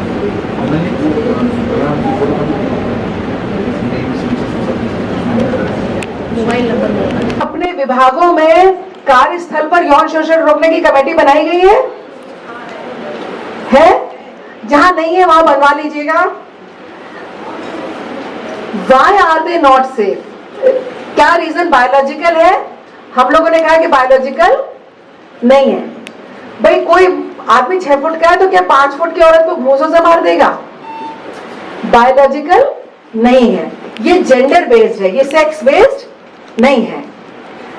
जेंडर बेस्ड है क्योंकि हम लोगों ने भूमिका उनको ऐसे रखी, हमने उनको बदतमीजी करने से रोका नहीं, हमने उनको सिखाया नहीं कि कैसे बिहेव करना है। उनको लगा कि अगर लड़के 4 खड़े हैं तो लड़कियों के स्कूलों के सामने खड़े होकर गाली बक रहे हैं या उनके छेड़खानी कर रहे हैं या उनका पीछे जा रहे हैं, ये कोई बुरी बात नहीं है। फिजिकल नहीं है, मेंटल नहीं है। दोनों की मेंटल, पहले लड़कियों को नहीं पढ़ाया जाता था, अब लड़कियों को बहुत पढ़ाया लिखाया जाता है। पढ़ने लिखने से क्या हुआ है? ये नहीं हुआ है कि वो 30% रिजर्वेशन लेके बढ़ गई हैं। अब आप देखिए कि लड़कियां टॉप कर रही हैं। मैंने भी फर्स्ट डिवीजन में थ्रू आउट पढ़ाई करी, नर्सरी से लेके MBA तक। लेकिन जब हम पढ़ते थे तो हाई स्कूल और इंटर की जो वो आती थी मेरिट लिस्ट, लड़कियां होती नहीं थी। मेरिट लिस्ट में एक भी लड़की नहीं होती थी, कभी नहीं हुई आज तक, क्योंकि हम लोग बहुत ध्यान देते थे। जब हम, अब ये चीज मेरिट लिस्ट में लड़कियों का आना अभी 15-20 साल से शुरू हुआ है। क्यों मेरिट लिस्ट में नहीं आती थी लड़कियां? लड़कियों को ना कोचिंग कराई जाती थी, ना बहुत प्रोत्साहित किया जाता था, लड़के ही लड़के मेरिट लिस्ट में आते थे। अब लड़कियां सिर्फ 33 नंबर लेके पास नहीं हो रही हैं। तो इससे क्या सिद्ध हुआ कि अगर उनको अवसर दिया जाएगा तो वो बहुत आगे बढ़ सकती हैं, है कि नहीं? साइकोलॉजिकल, हिस्टोरिकल, सोशल, ये 3 रीजन है। हम मानसिकता उनकी ऐसी बनाते हैं जिसकी वजह से वो पीछे रह जाती हैं। कोई लोग ऐसे तो नहीं है जिनको मेरी बात से असहमति है। कोई लोगों को मेरी कुछ बातें ऐसी लग सकती हैं कि थोड़ी गलत भी हैं, क्योंकि ये एक सामाजिक बात है। मेरी सारी बातों से आपकी सहमति हो ये जरूरी नहीं है। तो अपनी असहमतियां नोट कर लीजिएगा, क्योंकि ये जो बातचीत होती है ये डिस्कशन के लिए होती है, ये विचार थोपने के लिए नहीं होती है। मेरा पर्पस है कि आप लोगों के मन में इस बारे में विचार करने के लिए आप लोग प्रेरित हो, और आपको कोई बात अगर गलत लग रही हो तो आप कहें और हम अपना पक्ष रखें, और उसमें हम भी अपने विचार को बदल सकते हैं। अगर कुछ विचार अलग आएगा और हम भी ऐड कर सकते हैं। हम लोग भी ये सब चीजें काम करते करते ही सीखी है। इतिहास में क्योंकि सदियों से ऐसा होता चला आ रहा है इसलिए ऐसा ही हो रहा है, क्योंकि शुरू से ही ऐसा होता आ रहा है कि बाहर का काम आदमी करेगा, गालियां आदमी देगा, मारपीट आदमी करेगा, और घर का काम औरतें करेंगी, इसलिए ये होता चला आ रहा है और समाज ऐसा ही करता है। What should we not do? Blame the victim. आप लोगों ने आमतौर पे जब भी कोई अपराध होता है तो हम लोग क्या कहते हैं? जैसे अगर हमारे आप लोग रेलवे में हैं, फर्ज करो हम पर्स रख के यहाँ सो गए और चोर आके पर्स उठा के ले गया, तो हम लोग क्या कहेंगे? क्या आपने पर्स संभाल के रखा था? पहला सेंटेंस ये होना चाहिए कि चोर बहुत बुरा था और हम चोर को पकड़ लेंगे और चोर को हम मारेंगे और चोर को हम जेल में डाल देंगे। तो लेकिन हम पहला सेंटेंस क्या रखेंगे? सूटकेस में से सामान गायब है, ताला लगाया था, सूटकेस कहाँ रखा था? आप लोग तो खुर्राटे भर के सो गए थे, तो चोरी नहीं होगी तो क्या होगा? तो हम लोग क्या करते हैं? Blaming the victim. अगर कोई औरत आके शिकायत करेगी कि हमारे हस्बैंड ने सवेरे मारा और शाम को मारा, हमारी गलती ताली तो दोनों हाथों से बचती है, तुमने भी जरूर कुछ किया होगा। बजाय ये कहने के कि किसी भी आदमी को या किसी भी औरत को एक दूसरे को पीटने का अधिकार नहीं है, लेकिन अगर हम पिटाई की शिकायत कहीं ले जाके करते हैं तो तुम्हारी पिटाई हो गई, तुमने क्या किया था? तुमने भी तो जरूर कुछ किया होगा। पीटना मना है, पीट ही नहीं सकते हमने कुछ भी किया हो। लेकिन हमारी क्या आदत है? फलानी निर्भया का केस हो गया, किसी लड़के के साथ जा रही थी, रात में जा रही थी, बस वाले कि मैं बस में क्यों बैठ गई थी। कोई जरा ये भी कह देगा, अगर आप लोगों ने देखा उसके ऊपर बैन लग गया था, जो बीबीसी ने एक डॉक्यूमेंट्री बनाई थी जिसके बारे में बहुत ये बात हुई कि हम लोग को भारतवर्ष को बदनाम करने के लिए बनाई है और ये बनाई है। मैंने मुझको किसी ने भेजी थी, मेरे पास पता नहीं इस पेन ड्राइव में है कि नहीं है, छोटी सी 10 मिनट की डॉक्यूमेंट्री है। तो उसमें आपको देख के दुख होगा और आप ये समझ जाएंगे कि हमारे यहाँ मानसिकता कैसी है। इनमें से जिनको सजा हुई है उसमें मुकेश नाम का एक लड़का है, उसकी भी अभी दोबारा तो व्हाट्सएप पर लोग तमाम शक्ल डाल देते हैं, उसमें वो बैठा हुआ है और एक दीवार पर बैठ के टांगे से हिला रहा है। तो वो कहने लगा कि हम लोगों ने शराब पी थी और मीट खाया था, यानी शुक्रवार था या जो भी था, उसकी छुट्टी थी, क्या था कि हमने सोचा था कि हम शराब पियेंगे, उसके बाद खाना पीना खाया था और उसके बाद हमने सोचा था कि हम जीबी रोड जाएंगे। जीबी रोड कोई वेश्याओं का एक एरिया है जहाँ पे वेश्यावृत्ति होती होगी, तो हमने सोचा था वहां जाएंगे। लेकिन ऐसा हुआ कि ये लोग मिल गए हमको, तो जब हमने इसको कहा तो ये तैयार नहीं हुआ। अगर ये हमारे कहना मान लेते तो हम लोग इसको क्यों मारते। फिर उसके बाद उसने ये कहा, बीबीसी वालों ने उसके वो बना दिए, अब आप देखेंगे इंटरनेट पे कहीं ना कहीं होगी, इंडिया ने उसको रिलीज नहीं होने दिया था लेकिन वो है सबके पास। फिर उसके बाद उसने ये कहा कि हमें दे देंगे फांसी तो दे दें, ये बंद थोड़ी हो जाएगा, आदमी है तो ये तो काम करेगा ही करेगा। तो आपको ताज्जुब होगा ये सोच के कि हमारे ही समाज में ऐसे लड़के हैं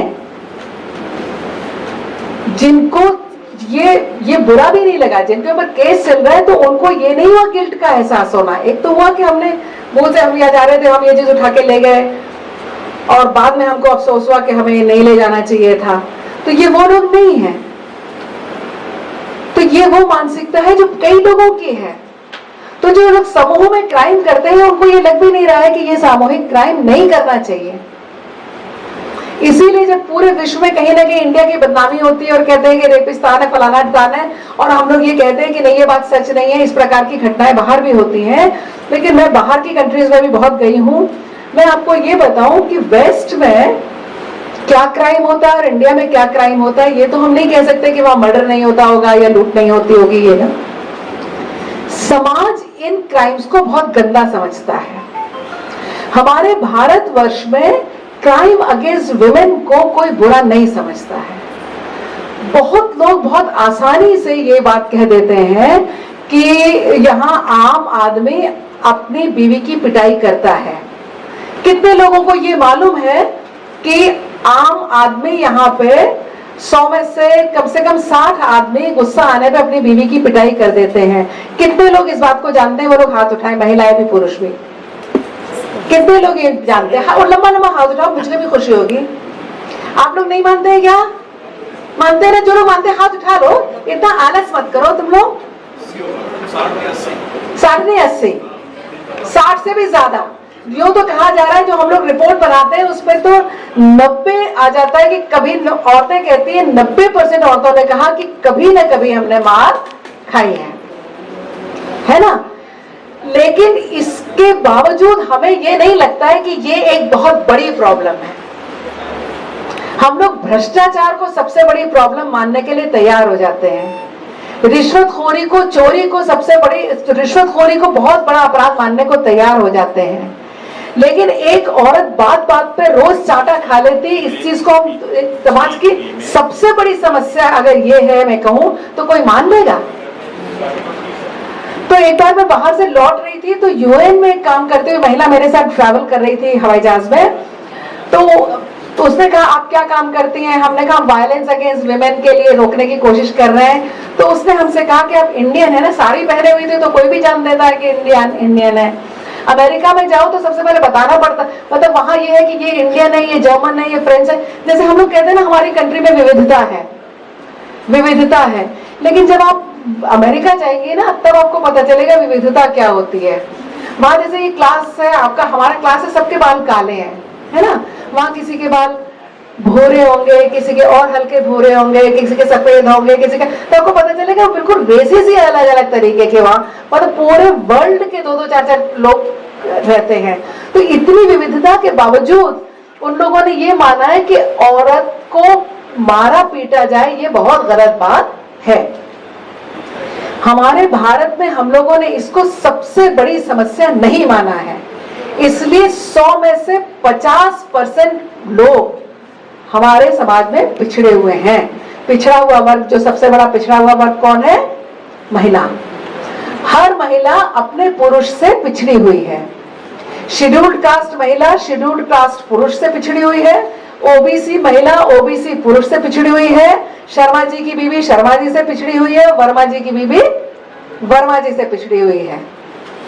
तो इसलिए ये मानना बहुत जरूरी है कि हमारे यहाँ महिलाओं को पिछड़ के रखने को कोई बुरा नहीं समझता। ये संस्कृति हमारे को बदलनी है ना। इस चीज को कहते हैं एटीट्यूड। दीक्षित और सनी लियोन को दोष दे सकते हैं? ये एक सामाजिक परंपरा है, इसके लिए बेकार की बातें करने से कोई फायदा नहीं है। हम लोगों को ये देखना है कि जो हमारे पास आमने सामने उसको हम कैसे दूर करेंगे। और इन सब चीजों का असर पड़ता है what we should do instead of trying to give reason कि वायलेंस इसलिए होती है क्योंकि लोग शराब पीते हैं, इसलिए होती है क्योंकि फिल्मों में नंगा नाच दिखाया जाता है, इसलिए होती है कि लड़की ने जीन्स पहन ली थी। ये बात सच नहीं है। बदायूं में जो 13-13 साल की लड़कियां लाल हरी चुन्नियों में टंगी हुई दिखाई दी पेड़ के ऊपर, उन्होंने जीन्स पहनी हुई थी। ये जो 4 साल की बालिका का रेप होता है या 60 साल की बुढ़िया का मर्डर होता है, उन्होंने जीन्स पहनी होती है। जीन्स पहनने से रेप हो जाता है। तो ये सारी चीजें कभी कहनी नहीं चाहिए और ना सोचनी चाहिए। और कभी ये कहना कि आदमी तो आदमी ही रहेगा, लड़के तो लड़के रहेंगे, वो तो बदमाश होते ही हैं। जहां जहां कल्चर बढ़ता चला जाता है वहां ये बदमाशियां कम होती चली जाती हैं।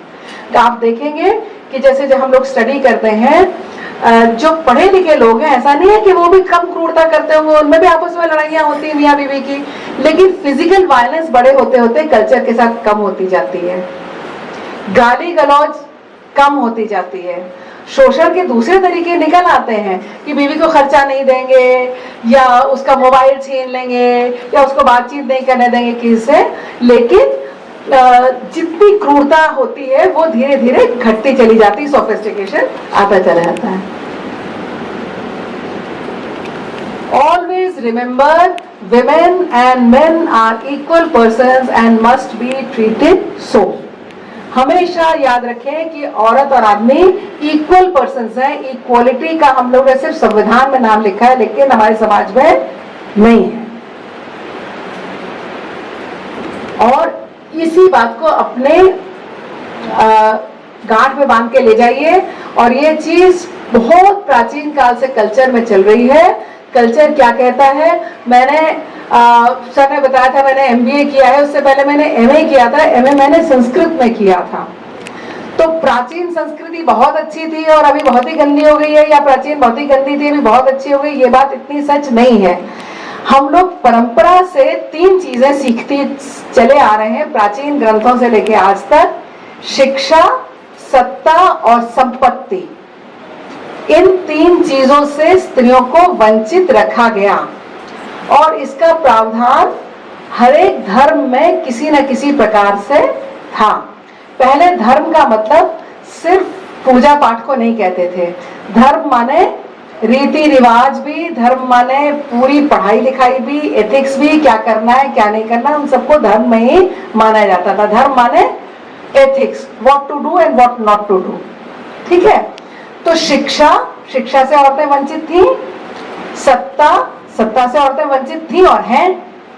आज भी आपके पार्लियामेंट में औरतें कोई दिखाई थोड़ी देंगी, और जो औरतें दिखाई दे रही है वो किसी की वाइफ होगी या किसी की डॉटर होगी, उसी तरह से उनको मिल गई है तो मिल गई है, नहीं तो वो नहीं आई है। और संपत्ति पुरुष से पुरुष को जाती है। ठीक है, आप जितने भी पुरुष यहाँ बैठे हुए हैं, अपने पापा का मकान उनको मिलेगा और आपकी बहन को नहीं मिलेगा। आपकी बहन अगर मांगेगी तो उसे आपके ऊपर मुकदमा करके मांगना पड़ेगा। आपको बिना मुकदमे के पापा की संपत्ति अपने आप मिल जाएगी। ये बहुत बड़ी चीज है। और इस वजह से महिला के ऊपर हमेशा ये रहता है कि मुझे घर के पुरुषों का कहना मानना है, नहीं मानूंगी तो मुझे घर से निकाला जा सकता है। ये बात वो कहती नहीं है, ये बात उनसे कोई कहता नहीं है, लेकिन ये बात हर एक को मालूम है। इसलिए अपने घर की जो चीजें पुरुष कह देते हैं, दादाजी, ताऊ जी। तो हमारे यहाँ 1901 में 1000 लड़कों पे 972 लड़कियां थी। वो घटते घटते 1991 में 927 हो गई। 1991 में 927 जब हो गई तो PCPNDT एक्ट बनाया गया 94 में। PCPNDT एक्ट क्या है? कन्या भ्रूण हत्या, लिंग की जांच कराना निषेध है ना। तो लिंग की जांच कराना 1977 के आसपास एक नई टेक्नोलॉजी आई थी कि गर्भ जल निकाल लेते थे और उसको परीक्षण करके ये पता लगा लेते थे कि लड़का है कि लड़की है।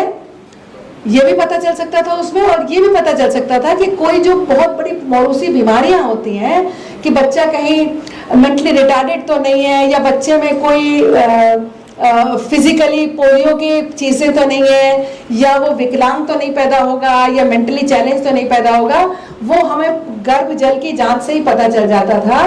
और उससे हम ये कह लेते थे कि इसको अंदर ही अंदर गर्भ के अंदर या तो ट्रीट कर लो, या अगर वो जिएगा नहीं तो उसको खत्म कर, मतलब जो भी चीज डिसीजन लिया जा सकता हो। पूरे वर्ल्ड में ये चीज डेवलप हुई। पूरे वर्ल्ड में कहीं ऐसा नहीं होता, सिर्फ इंडिया में ये हुआ कि जो चीज बीमारी के लिए टेक्नोलॉजी बनाई थी, हमने सिर्फ ये पता लगा के कि लड़की तो नहीं है, हमने लड़की का कत्ल करना शुरू कर दिया। इसके लिए लोग कहते हैं कि सब में जागरूकता फैलाओ। जो जागरूक हैं वही ये काम कर रहे हैं, सबसे ज्यादा कन्या भ्रूण हत्या कहाँ होती है? साउथ दिल्ली में। उसके बाद सबसे ज्यादा कन्या भ्रूण हत्या कहाँ होती है? चंडीगढ़ में। वहां तो ऐसा है कि अगर एक क्लास में 100 लड़के हैं तो 60 लड़कियां हैं। तो एक किसी से मेरी बात हो रही थी कि हाँ बेटा होएगा तो ये होगा, बेटा होगा, तो उन्हें कैसे पता चल गया? कह रहे नहीं बेटी तो हम लोग होने नहीं देंगे। आज मैं आपको बताऊं, मैं एक दिन ये गोल्डन टेम्पल है अमृतसर में, उसके दर्शन करने के लिए अपनी डॉटर के साथ जा रही थी। तो मैं और मेरी डॉटर बैठे थे और 4 और सरदार जी लोग थे, सब ये बरेली से चढ़े थे। तो ऐसी कुछ बात है, पूरी रात बात करते करते बात होने लगी। तो वो कहने लगे कि मेरे को अपने बेटे के लिए लड़की ढूंढ रहा हूँ। एक मेरा बेटा इन्फोसिस में है, किसी का बेटा विप्रो में था। तो मतलब वो लोग बहुत मेहनती है ना, हम तो बिजनेस करते थे। वो कह रहे हम तो बिजनेस करते थे, हमारे लड़के बिजनेस करना नहीं चाहते, और तो हमारे बेटे ने एक टेक्नोलॉजी में किया, ये कर रहे, लड़कियां नहीं मिल रही। और उन्होंने ये कहा कि लड़कियां हैं ही नहीं, लड़कियां हैं ही नहीं। तो जो स्टडीज आ रही है, ये तो कॉमन सेंस की बात हो गई कि हमने 4 लोगों से बात कर ली, तो 4 लोगों ने कहा कि हम लड़की ढूंढ रहे, लड़की नहीं मिल रही है। और जो लोग इसी विषय पर बात कर रहे हैं, एक डॉक्टर नीलम सिंह है, उनकी वात्सल्य संस्था, वो इसी विषय पे काम करती हैं। उन्होंने देखा है कि ये लोग बंगाल से, बांग्लादेश से, वहां से लड़कियां लाला के शादी कर दी। शाहजहांपुर में कितनी ही सिखों की फैमिलीज हैं, या शाहजहांपुर के अपने लोगों की फैमिलीज हैं, जिन्होंने उड़िया लड़कियों से शादी कर ली है। तो मियाँ बीवी में आपस में बात ही नहीं होती, ना हम तुम्हें जाने ना तुम हमें जानो, क्योंकि उनको ना उनकी भाषा मालूम है ना उनकी भाषा मालूम। बातचीत का कोई मतलब ही नहीं है कि तुम्हारे अपनी लड़कियां ही नहीं। तो ये कौन सा तरीका हो गया? और ये चीज प्रॉस्पेरिटी से हुई है, इसका धर्म से ताल्लुक नहीं है, ये प्रॉस्पेरिटी। तो जहां जितना पैसा है उसने यही सोचना कि मेरे पास पैसा है, तो पैसा होगा तो बेटी को नहीं दूंगा। अगर हमने ये सोच लिया होता कि हम अपनी इनहेरिटेंस का पैसा बेटी को भी दे देंगे, बेटे को ही देंगे, जरूरी नहीं है। अब बताइए, इतने बड़े धीरू भाई अंबानी हैं, उन्होंने अपनी प्रॉपर्टी का डिवीजन किया, तो किस किस को मिला? अनिल अंबानी को और मुकेश अंबानी को। कितने लोगों को मालूम है कि उनकी 2 बेटियां भी हैं? कितने लोगों को मालूम है कि उनकी बेटियों के नाम क्या हैं? क्यों नहीं दिया बेटियों को?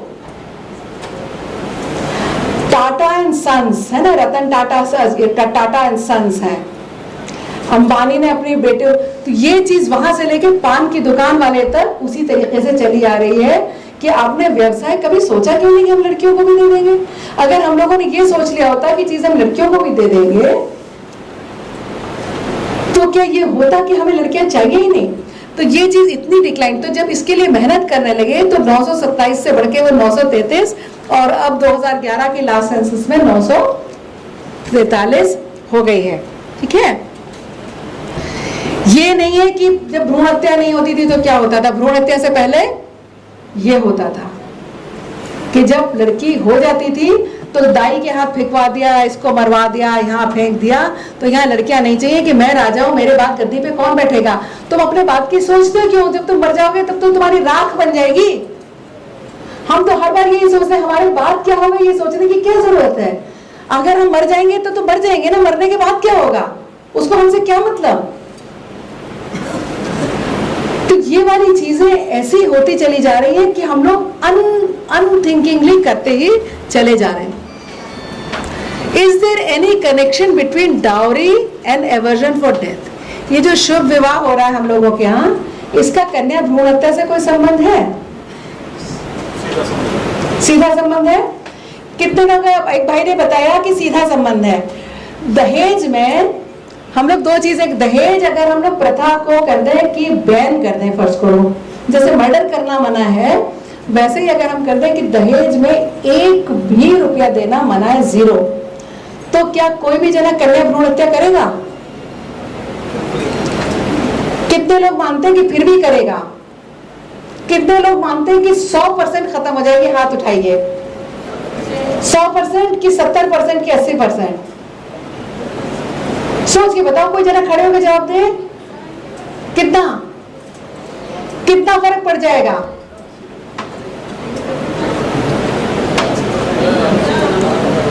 कितना फर्क पड़ेगा आप लोग को? 100% पड़ेगा?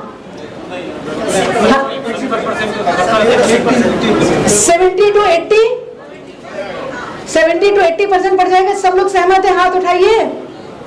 ठीक है, मुझे याद है कि जब हम लोग छोटे 12th वगैरह में पढ़ते थे तो एक बार, मुझे ध्यान नहीं है कि इंदिरा गांधी थी कि शास्त्री जी थे, एक बार ये कह दिया गया था कि गेस्ट कंट्रोल ऑर्डर बना दो। तो हम किसी की शादी में गए थे तो गेस्ट कंट्रोल ऑर्डर था, उसमें ये कह दिया था कि शादी में जितने लोग आएंगे उनको आप अन्न नहीं खिला सकते। तब अन्न की बड़ी शॉर्टेज थी, तो सिर्फ चिप्स या दूध की बर्फी या ऐसे आप खिला दीजिए, और सिर्फ 50 या 100 लोगों को खाना खिला सकते थे। तो अगर हम लोग इस प्रकार का कोई नियम बनाएं, दो चीजें हम लोगों के शादियों में गड़बड़ है। एक तो दहेज, कि मेरा लड़का इंजीनियर है तो इतने रुपए लगेंगे, डॉक्टर है तो इतने लगेंगे, पीसीएस है इतने लगेंगे, आईएएस है तो इतने लगेंगे, टेक्नीशियन है तो इतने। ये सब है पक्का कि नहीं? बिल्कुल है। जिन घरों में शौचालय नहीं है उन झोपड़ियों के आगे 60-60 हजार की मोटरसाइकिल खड़ी है। लड़का कोई काम नहीं करता है, जिन लड़कों ने डोनेशन दे दे के झूठी मूठी डिग्रियां बेंगलोर से लाला के इंजीनियरिंग की ले ली है, उन लड़कों के को शादी में सेंट्रो और ऑल्टो मिली है। ये बात सच है कि नहीं है? आप लोगों ने देखा है कि नहीं देखा है? देखा है ना? तो कहिए कि देखा है, देखा है, देखा है ना। और दूसरी चीज क्या है, बहुत ही महंगी शादियां। एक तो ये हुई कि शादी में हमने 10 लाख रुपए खर्च कर दिए, जिनमें हमने 5 लाख रुपए तो दे दिए, और 5 लाख रुपए में एक वक्त का खाना कर दिया, 15 लाख रुपए में एक वक्त का खाना कर दिया।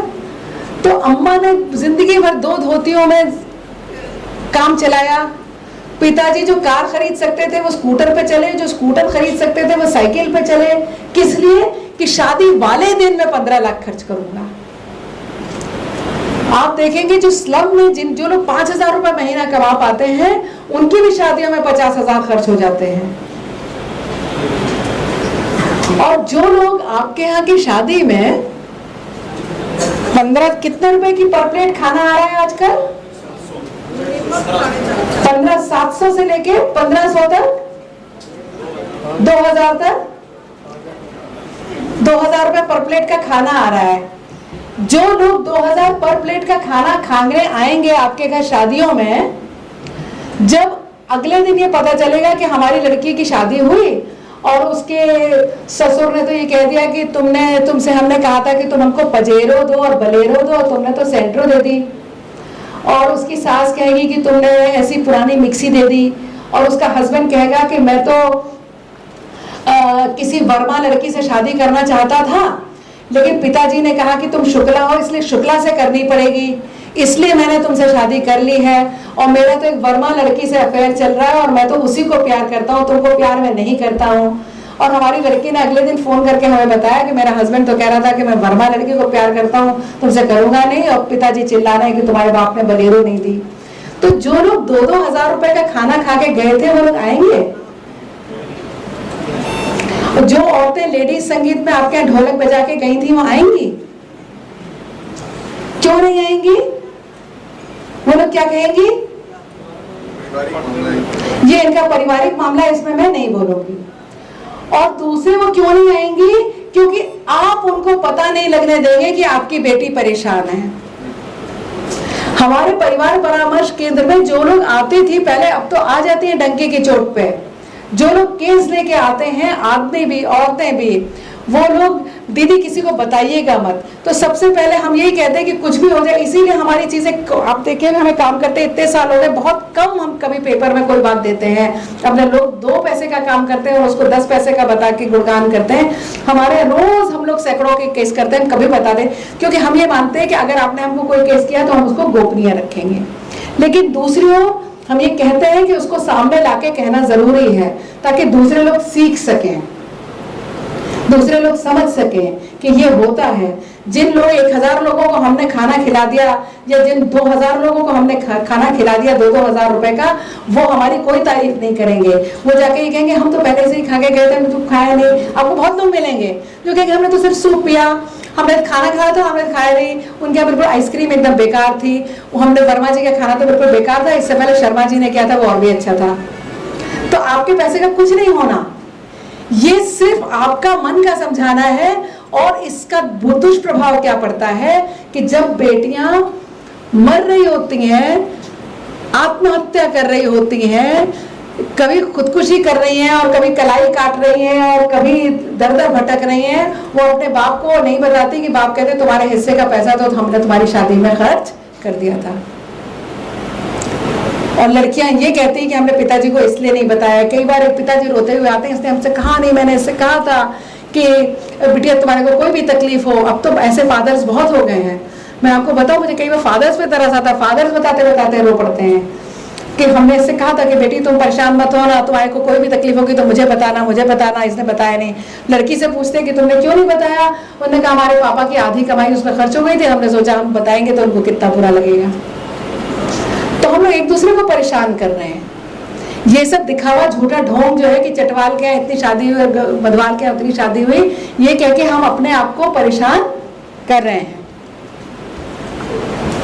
लिटरेसी रेट, अब आप अपने देश को देखिए, यहाँ हम लोग कोई भी अगर आप पंडित जी लोगों को बुलाएंगे तो वो लोग क्या बताने लगेंगे कि हमारे यहाँ प्राचीन काल में अपाला थी और लोपामुद्रा थी और घोषा थी और मैत्रेयी थी, लेकिन वही चार थी, उसके बाद पांचवा नाम वो लोग ले नहीं पाएंगे। मैंने भी संस्कृत में एमए किया, मुझे भी अपने भारत की संस्कृति पे बहुत गर्व है और इसीलिए मैं इस चीज को सोचती हूँ कि इसे सुधारा जाना चाहिए। अगर हम पुरानी चीज का गुणगान करते हैं तो हम सुधार नहीं सकते।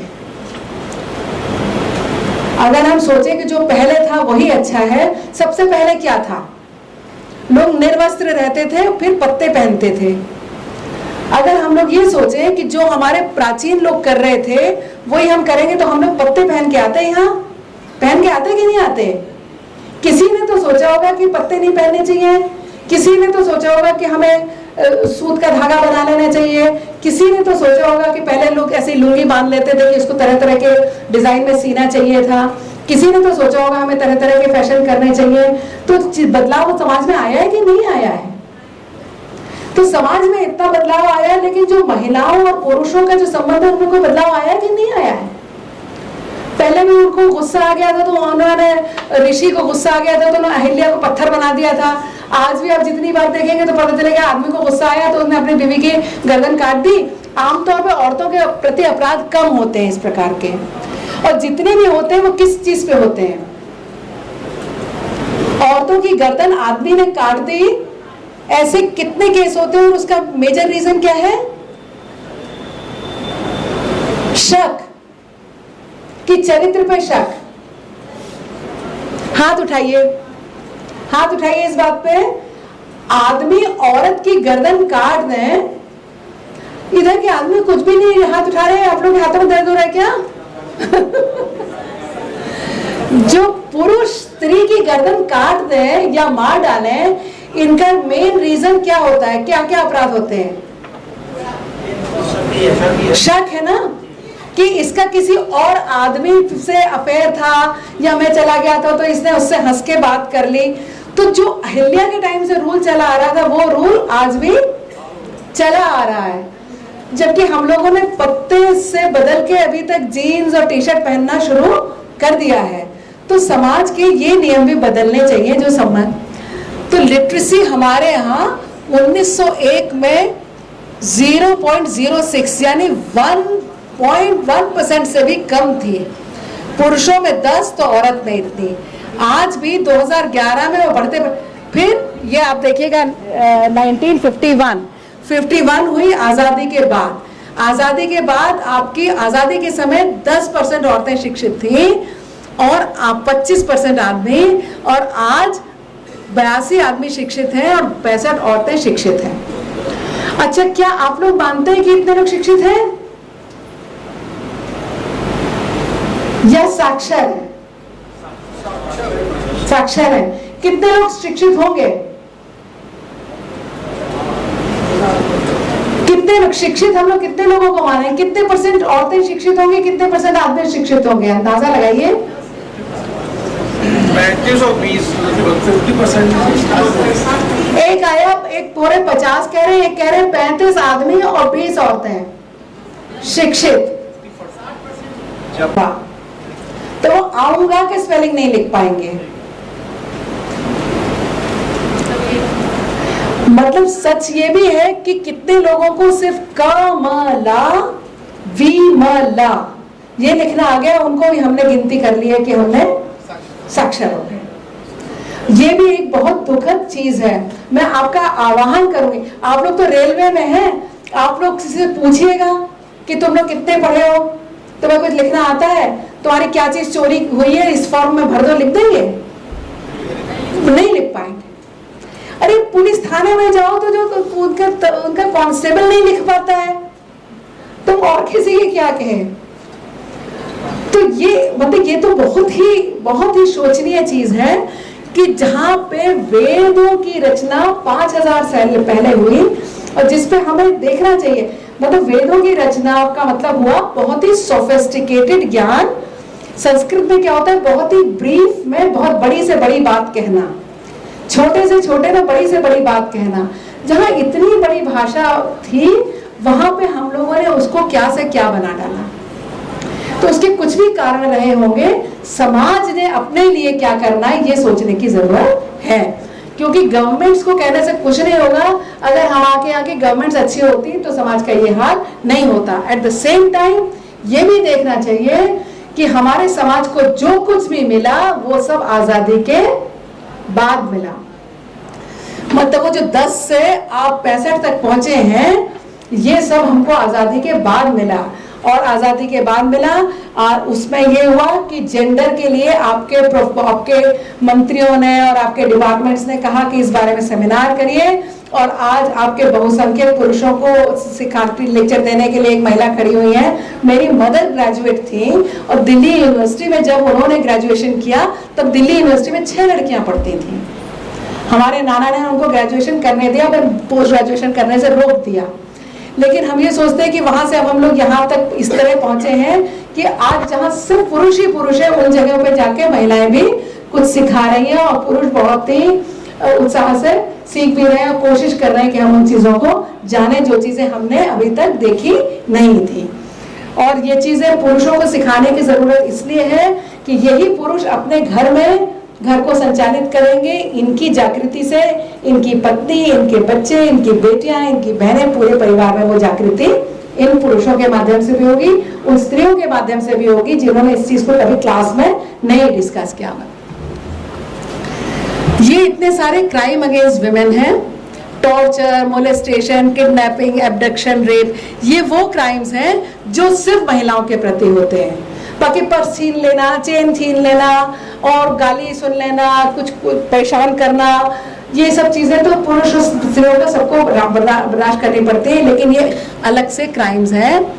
Laws enacted for protection of women from violence, जैसे मैंने आपको बताया था 498A बना, शारीरिक मानसिक क्रूरता 304B जो जिसमें शशि थरूर ने जो कराया कि सुनंदा पुष्कर जो शादी के 2 साल के अंदर मर गई। तो एक्चुअली शशि थरूर अगर मंत्री नहीं होता तो उसको तुरंत पुलिस पकड़ लेती और ये कहती कि 304B में उसको तुरंत पकड़ लेती। उसके कोई सबूत गवाह की जरूरत नहीं है। ही हैज टू प्रूव कि वो औरत कैसे मर गई, है ना। तो डोमेस्टिक वायलेंस प्रिवेंशन एक्ट बना एक, इसके बारे में आप लोगों को पता है, घरेलू हिंसा निवारण विधेयक एक्ट मालूम है कि नहीं मालूम है? थोड़ा सा बताऊं कि नहीं बताऊं? थोड़ा सा बता दूं। थोड़ा सा इसलिए बताना जरूरी है। 498A था जिसमें पुलिस आती थी, और आमतौर पे आप देखेंगे कि अगर कोई महिला कोई भी शिकायत लेके पुलिस थाने जाए और पुलिस आए तो उस महिला को घर से निकाल के कह देते तू गेट आउट, तो मेरे दरवाजे पे पुलिस ले आई, मेरी नाक कट गई। आप मार रहे थे, आप पीट रहे थे और आपके शोर शराबे की आवाज आ रही थी और आपकी बीवी घर से नहीं निकल रही थी, उसकी हड्डी टूट रही थी, तो आपकी नाक नहीं थी। लेकिन दरवाजे पे पुलिस आना एक बहुत ही गंदी बात समझी जाती है कि नहीं समझी जाती है ना। आज भी जब कहते हैं कि ये लोग बहुत बेकार लोग हैं, इनके दरवाजे पे रोज पुलिस खड़ी रहती है। जब आप लोग पुलिस में आए थे उससे पहले आप लोगों ने पुलिस की तारीफ सुनी थी किसी से? किसी ने सुना था कि आज भी नहीं सुनी?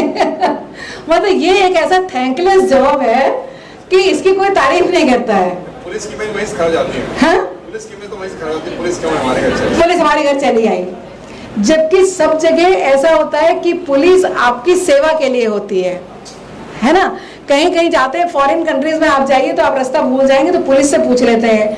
आजकल हम तो अभी हमारी तो आदत है कि अगर हम रास्ता भूल जाते हैं तो हम थोड़ा चौराहे के पास लेके उससे पूछ लेते हैं जो चौराहे पे खड़ा रहता है किधर जाएं। नहीं तो यहाँ पे पता चला कि पुलिस से पूछ लो तो वही हमारा चालान कर दे, कभी वो हमारे थप्पड़ मार दे, कभी वो हमारा दोष निकाल दे, तो कहता कि ये हमारे घर और 2 की 4 कर देगा, इसलिए आने मत दो।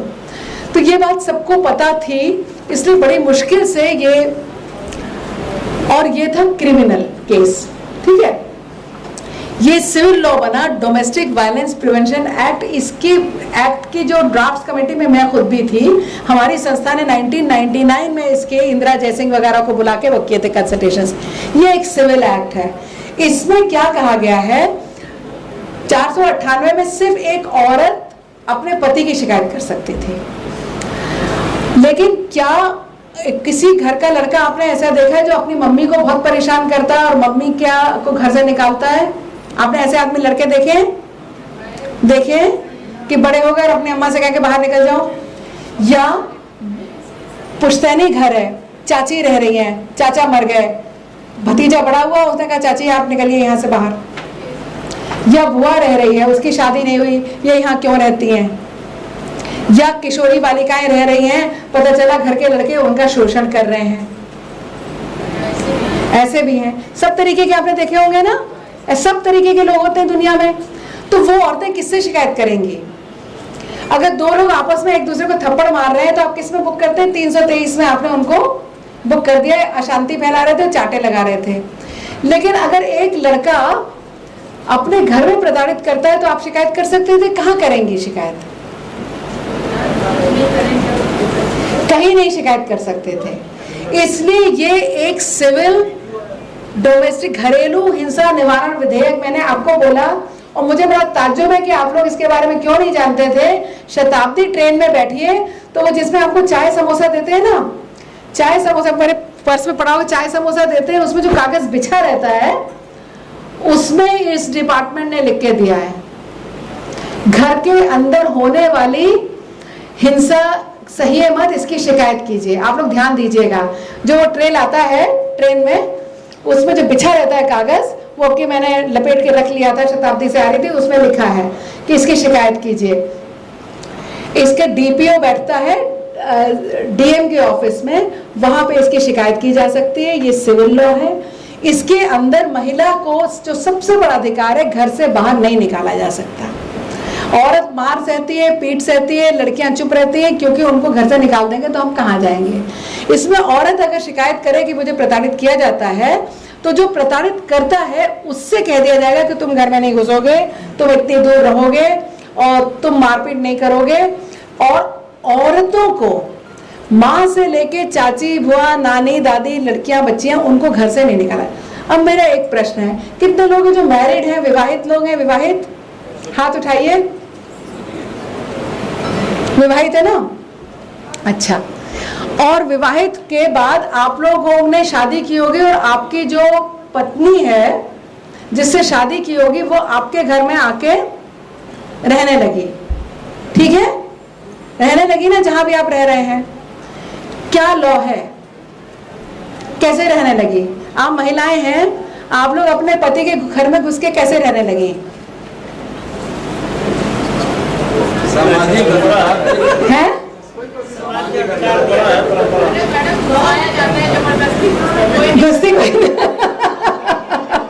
घुसाया गया। अब मैं आपको एक केस बताऊं। एक लड़की थी जो साइकोलॉजी पढ़ाती थी, प्रोफेसर, मतलब थोड़ा मुझको 5 मिनट दीजिए। जेंडर सेंसिटाइजेशन के ऊपर जो बातें कही, उससे आप लोग कितने प्रतिशत सहमत होंगे और कितने प्रतिशत असहमत होंगे ये तो मैं नहीं कह सकता, लेकिन जो बातें हमारे समाज में चल रही हैं वो अक्षरशः सही है। निश्चित रूप से जेंडर सेंसिटाइजेशन के साथ ही मैडम ने वुमेन एम्पावरमेंट की बात की है, और मेरे ख्याल से इस सेमिनार का थीम भी यही था लेकिन मैं आप लोगों के अंदर जब मैडम आप लोगों से कन्वर्जेशन कर रही थी तो मैं भी बैठ के सुन रहा था, मैडम की भी बातों को बहुत ध्यान से सुन रहा था। आप में से कुछ सहमत थे और कुछ असहमत भी थे। उसका रीजन ये है कि हम लोग अभी जिस सोसाइटी के लोग हम लोग जो बैठे हुए हैं, एक नौकरी पेशा हैं, उस भारत से हम लोग निकल के बाहर आ गए हैं। यानी जहां पे लड़कियों के साथ भेदभाव किया जाता है, महिलाओं के साथ भेदभाव किया जाता है, दहेज हत्याएं की जाती हैं और बहुत सारे जो है डिस्क्रिपेंसी महिलाओं के साथ की जाती है, संभवतः हम लोग उससे बाहर आ गए हैं। इसलिए हो सकता है कि मैडम के द्वारा कही हुई बातें पूरी तरह से हम लोगों को समझ में नहीं आ रही हो। मैं भी ये मानता हूं कि भारत में पुरुष प्रधान समाज है, लेकिन ये भी मानना होगा कि महिलाओं को आगे बढ़ाने वाला भी पुरुष है। अगर महिलाएं आगे बढ़ रही हैं, कल्पना चावला बन रही हैं, इंदिरा न्यूई भी बन रही हैं, तो वो भी बढ़ाने वाला पुरुष है। हमें अपनी पुरातन मानसिकता को त्याग करके और आगे बढ़ना होगा।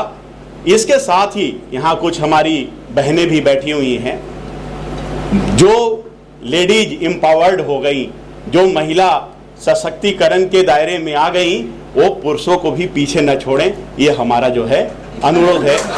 मैं देखिए, हमारे वेदों में भी कहा गया है कि अति सर्वत्र वर्जिते, और मैं आपको एक छोटी सी कहानी 2 मिनट के अंदर सुनाने जा रहा हूं।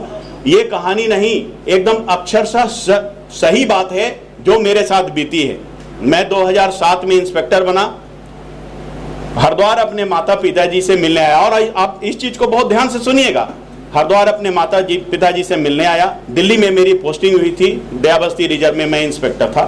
बच्चे सब्जी मंडी कॉलोनी में दिल्ली में रहते थे। अहमदाबाद मेल एक गाड़ी है जो 4 बजे शाम को हरिद्वार से जाती है और 10 बजे के लगभग दिल्ली पहुंच जाती है। तो मैंने अपनी पत्नी से कहा, भाई मैं इस गाड़ी से आ रहा हूं और ये खाना वाना आके घर पे ही खाएंगे, ठीक है। जैसे ही 10 बजे क्या 9 बजे, तभी जो है पत्नी का फोन आना शुरू हुआ, कहाँ है? तो अब अरे गाड़ी अभी तो मुजफ्फरनगर से निकली है, तो अभी गाड़ी मेरठ से निकली है, गाड़ी लेट पर लेट हो गई। एक जर्मन का नागरिक था जो सामने जो है सेकंड एसी के लोअर बर्थ पर, हम इधर बैठे थे और उधर बैठा था। वो हमारी बात बार बार जब फोन आ रहा था तो बड़े ध्यान से सुन रहा था। तो बोला, who is calling to you so frequently? हमने कहा, certainly my wife is calling to me. For what she is calling to you so frequently? हमने कहा, she is asking me when I will reach to my home and what is the position of train. Why? What is the reason? हमने कहा, she is waiting for me to take the dinner. She will not take the dinner before unless you reach there. हमने कहा, certainly not. She will not take the dinner. Who? Women of this country is so much passionate. She wait for her husband to take the dinner. हमने कहा, so this is our tradition. उसके बाद उसके आंखों में आंसू आ गए। हमने कहा, why are you weeping? बोले, women of my country is so advanced, she doesn't have any time to spare with her husband. She doesn't have any time to get married. You have your wife, you have your kids, and I am at the age of 45. I don't have. I am alone. कहने का मतलब ये है कि इस प्रगति के युग में, ये एक सच्ची घटना है, उसकी व्यथा जो है हमसे देखी नहीं गई उस जर्मन नागरिक की। इस प्रगति के युग में स्त्री और पुरुष 2 पहिए हैं। जब तक एक पहिया मजबूत रहेगा और एक पहिया कमजोर होगा, ये गाड़ी नहीं चल सकती। वुमेन सेंसिटाइजेशन, जेंडर सेंसिटाइजेशन, यानी कि हमें अपने पत्नियों के साथ, अपनी बेटियों के साथ, अपनी माँ के साथ, यानी कि विपरीत लिंग के लोगों के साथ कैसा व्यवहार करना चाहिए, इस माध्यम से हमें ये बताया गया है। लेकिन ये पाठ सिर्फ जो है पुरुषों को नहीं पढ़ाया गया है, ये पाठ महिलाओं को ही पढ़ना है। तभी हम लोग खुशहाल हो सकते हैं। मैं आपको बताता हूं, अब एक प्रगति वाले युग में रहता हूं, थोड़ा सा जो है महिलाएं बहुत जागरूक हैं। पार्क में महिलाएं बैठी रहती हैं और उनके पति उनके सामने घर पे आ जाते हैं। वो कहती हैं दरवाजा खुला हुआ है, चले जाओ चाय बना के पी लो। हमारी पत्नी बोली अरे भाभी जी आप जाते क्यों नहीं? अरे पी लेंगे। अरे अगर पति भी आ रहा है थका हारा तो he is also a human being, वो भी एक मानव है। तो जैसा ना करो किसी के साथ सलूक ऐसा, जो कोई तुम्हारे साथ करे तो तुम्हें नागवार होता। दोनों के साथ एक ही धारा में चलनी चाहिए, एक ही जो है व्यवस्था लागू होनी चाहिए। ह्यूमन बीइंग आर सेम, दोनों ह्यूमन बीइंग हैं, वेदर दे आर जेंट्स और लेडीज। इन शब्दों के साथ बहुत अच्छा जो है यहाँ पर सेमिनार हुआ है और निश्चित रूप से हम लोगों को ये सोचने की बात है, जो लोग अपने आप को जो पुरुष प्रधान समाज के लोग मानते हैं और ये मानते हैं कि हम ही सब कुछ हैं, हमारी पत्नी कुछ नहीं है, उनको मैं हाथ जोड़ के निवेदन करता हूं भैया सब कुछ होम मिनिस्ट्री के ऊपर छोड़ दो, सब कुछ अच्छा चलेगा। और महिलाएं भी, कुछ महिलाएं बाहर जाती हैं, ऐसा नहीं है। अब जो है महिलाएं बहुत ही जागरूक हो गई हैं और ये जो एक्चुअल जो ये व्यवस्था है जो प्रोजेक्टर के माध्यम से दिखाया गया, थोड़ा सा हम लोग इससे आगे निकल गए हैं। चाहे वो हमारा स्टाफ हो, हमारे कॉमर्शियल के साथी हों, हमारी बहनें जो बैठी हुई हैं वो थोड़ा सा इस आगे निकल आई हैं। अब हम मानते हैं कि हम में से यहाँ पर जितने लोग बैठे हुए हैं उसमें 90% लोग पहले अपनी बेटियों को खाना देते हैं, अपने बेटों को बाद में देते हैं। अपनी बेटियों को ज्यादा मानते हैं, अपने बेटों को बाद में मानते हैं। मैं आपको अभी एक उदाहरण दे रहा हूँ। जिंदगी में पहली बार हमारे घर में एसी लगा और हमारी बेटी 3rd में पढ़ती है, बेटा 12th में पढ़ता है। वो बेटे को एसी वाले कमरे में घुसने नहीं देते और उसकी हिम्मत नहीं है कि घुस जाए। तो लेडीज जो है सेंसिटाइजेशन, वुमेन एम्पावरमेंट आ रहा है, हम लोग बदल चुके हैं, लेकिन हमारा जो बाकी समाज अभी तक नहीं बदला है, हम उनको इस काम के लिए प्रोत्साहित करें। इन्हीं शब्दों के साथ मैं अपना शब्द समाप्त करूंगा। आप लोग को बहुत पहले ही बहुत देर हो चुकी है और मैडम का बहुत बहुत धन्यवाद जो इन्होंने अच्छी बातें बताई और हम वादा करते हैं मैडम से कि हम इसको अपने जीवन में लागू कर रहे हैं और आगे लागू करेंगे। धन्यवाद।